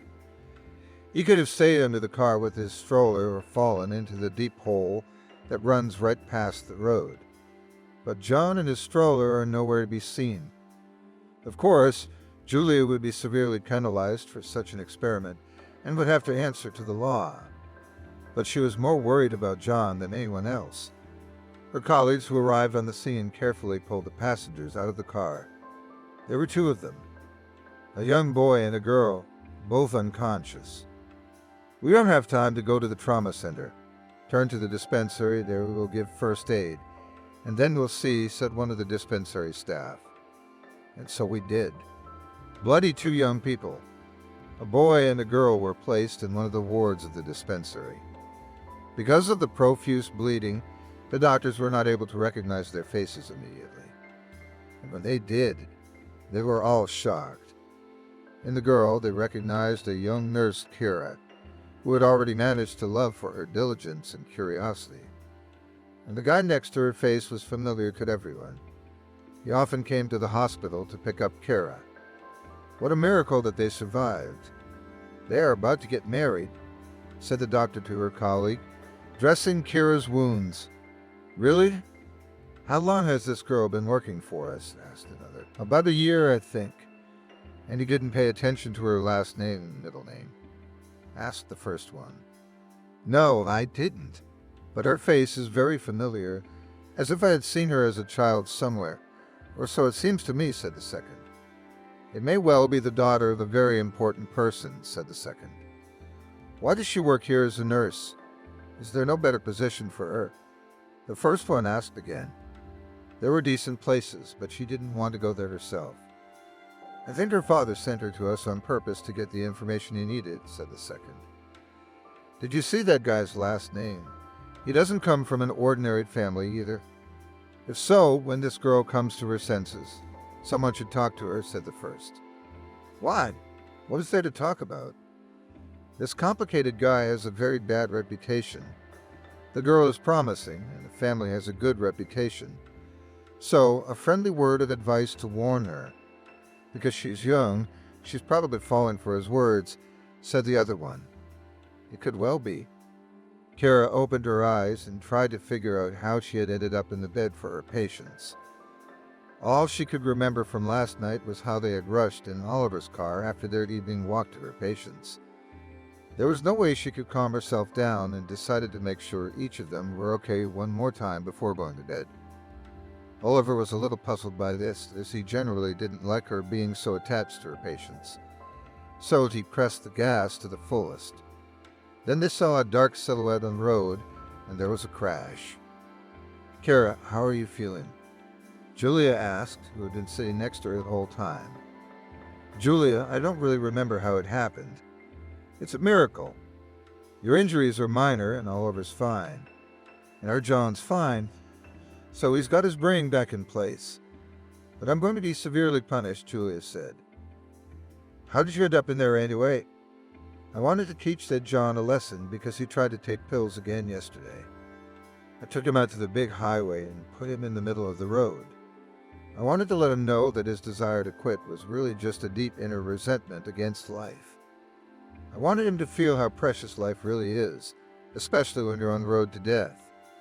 Why are you being so hard on him? He could really kill himself, couldn't he? He has a deep depression, and apparently his character was very vulnerable. So there's no way he could psychologically adapt to reality. There's nothing wrong with him, really. He and I were almost able to come to an understanding. I told him my story, he thought about it. Just as I was about to drive him off the road, a car jumped out. That's when I found out it was you and Oliver. How's Oliver doing? Where is he? Kara asked. Oliver's fine, so don't worry about anything and rest. I have to get ready. They're probably coming for me now, Julia said. Who's coming? Are you going home to your place? No, the cops are probably coming. John was going to complain that I endangered his life, and the accident was my fault. Don't worry, I have nothing to be afraid of, Julia said and headed for the exit. A few days later, Kara asked to share a room with Oliver. That way they would be less bored. Oliver's injuries weren't serious, and he was counting the days until he would be allowed to go home. On one of those days, the head doctor of the dispensary came into their room. Well, young people, are you getting better, or should I transfer you to the traumatology to treat you properly? Asked the doctor. Kara and Oliver answered that everything was fine, and they would return to their normal life in a few days. Well then, Kira, you have a little business to attend to. All attention to the door, please, the doctor said solemnly and gestured towards the front door. The door opened and an elderly man with glasses walked in. Edward, here is your daughter. Watching her labor process, I had no doubt that you, as a professor of medicine, have raised a worthy daughter. In addition to her primary work, Kira had a keen interest in learning patient protocol. When we were sure that the girl had enough knowledge in her field, we allowed her to draw up her own protocols for each patient. And what do you think? Her rates were the highest, and not just in her specialty. For example, she worked hard on a paralyzed guy, and now this guy can partially walk on his own, all thanks to Kira's efforts. Our volunteer, Julia, who was diagnosed with cancer, is also successful. Kira was not just friends with her colleague, she followed the progress of treatment of these people and our other patients. I am sure that in the person of Kira, our medicine will soon be a very valuable staff member, said the chief physician. Well, if that's true, then good. And so my daughter is stubborn, long ago stopped communicating with us. It is all her personal merits. Well, Kira, convinced of your adulthood, maybe enough adventures, move home. Your mother misses you, said Professor Eduard Grigorievich, and stroked his daughter's head. Oliver was at a loss. Kira had never said who her parents were. Here now he had no questions left. Here his parents would be surprised that she was the professor's daughter, which meant he was getting one step closer to his goal. 3 days later, they were both discharged. Oliver hurried home. Kira went to her place. It was only in parting that she said, Oliver, I realized something important. I'm sorry, but I don't see a future in our relationship. I hope your parents will be understanding. So goodbye and take care of yourself. Oliver stared at her in bewilderment, but he didn't push for an explanation. On the contrary, he felt relieved that he would no longer have to pretend to be a loving boyfriend. The court hearing on Julia's case was held in public. Everyone was present. The staff of the 2 hospitals, a representative of the volunteer organization, Kira and Oliver and John. The trial was proceeding on a regular schedule. Julia sat quietly behind the bars, waiting for her turn to say her last word. Defendant, it's time to hear your side of the story. Can you tell us why you took the victim out into the roadway and left him in danger? Your Honor, the victim had been planning to pass away for a long time. I wanted to give him that opportunity in the safest way possible. First of all, I didn't want the young specialist, Kira, who was responsible for him, to get hurt. So I chose a day when Kira wasn't at the hospital. If he had swallowed pills, and this had happened more than once, the main nurse would be behind bars, and his parents could spend the rest of their lives bemoaning the fact that they couldn't keep their son from committing suicide. That would make it look like an accident. But, Your Honor, in the course of this plan, something changed dramatically in the other direction. For the first time, the victim dialogued and changed his position. That's where my story came in. What is your story? The judge asked. My story is that I am in the opposite position to the victim. I have been given a very pessimistic diagnosis. The details are in the documents at your fingertips. In short, it remains to be seen whether or not I will be alive in a year's time. But I really want to live. For 9 months now, every move has been to get my life back on track, to regain my confidence that there is time ahead to make plans and to dream. So I told all this to our victim and offered a symbolic deal. He leaves life in agreement with his choice, and then maybe I stay alive if human desires are destined to come true. Just as we solidified our agreement, a car appeared on the highway and collided with a wheelchair. But it was like that at first glance. As you may know from the case file, the victim was not actually injured. There was no direct collision with the car and his wheelchair. The car slid into his stroller and John was thrown to the side of the road. But while medical personnel were busy rescuing the young people in the car, no one noticed the victim. He managed by his own efforts to get out of the hole in which his stroller had fallen. He also managed to somehow get back to the hospital. As he told me later, this incident gave him confidence in his abilities. Therefore, I plead guilty to having confronted a man with a real death, and thereby helped him avoid it. Let the decision be at your discretion, and within the law, Julia finished her speech. Will the defendant please tell me what is the state of your health now? The judge asked. I have consented to the operation. It will be a decisive step. But the operation is possible if the court authorizes it, Julia said. I'd like to address the victim, John. Do you have anything to say? The judge turned to John. Yes, Your Honor, I do. After what happened, I realized a lot of things, and I came to the conclusion that I had in fact shown weakness of character for a long time. The defendant, Julia, was an incredibly brave young woman. I believe she was in a state of desperation at that moment. She was desperately fighting for a chance to live. Thanks to her efforts, I realized that my situation was not the worst. And most importantly, I was convinced that I could walk on my own. Now, as you can see, I can partially move around without a wheelchair. I would like to thank Julia very much for this lesson and ask that she be released from the courtroom. I have no complaints about her at all, John said. Then, after a few formal procedures, the court read out the decision that Julia was released from the courtroom. 2 months later, she was operated on by Professor Edward, assisted by a young specialist, Kira. Already in 6 months, Julia was able to return to her former life.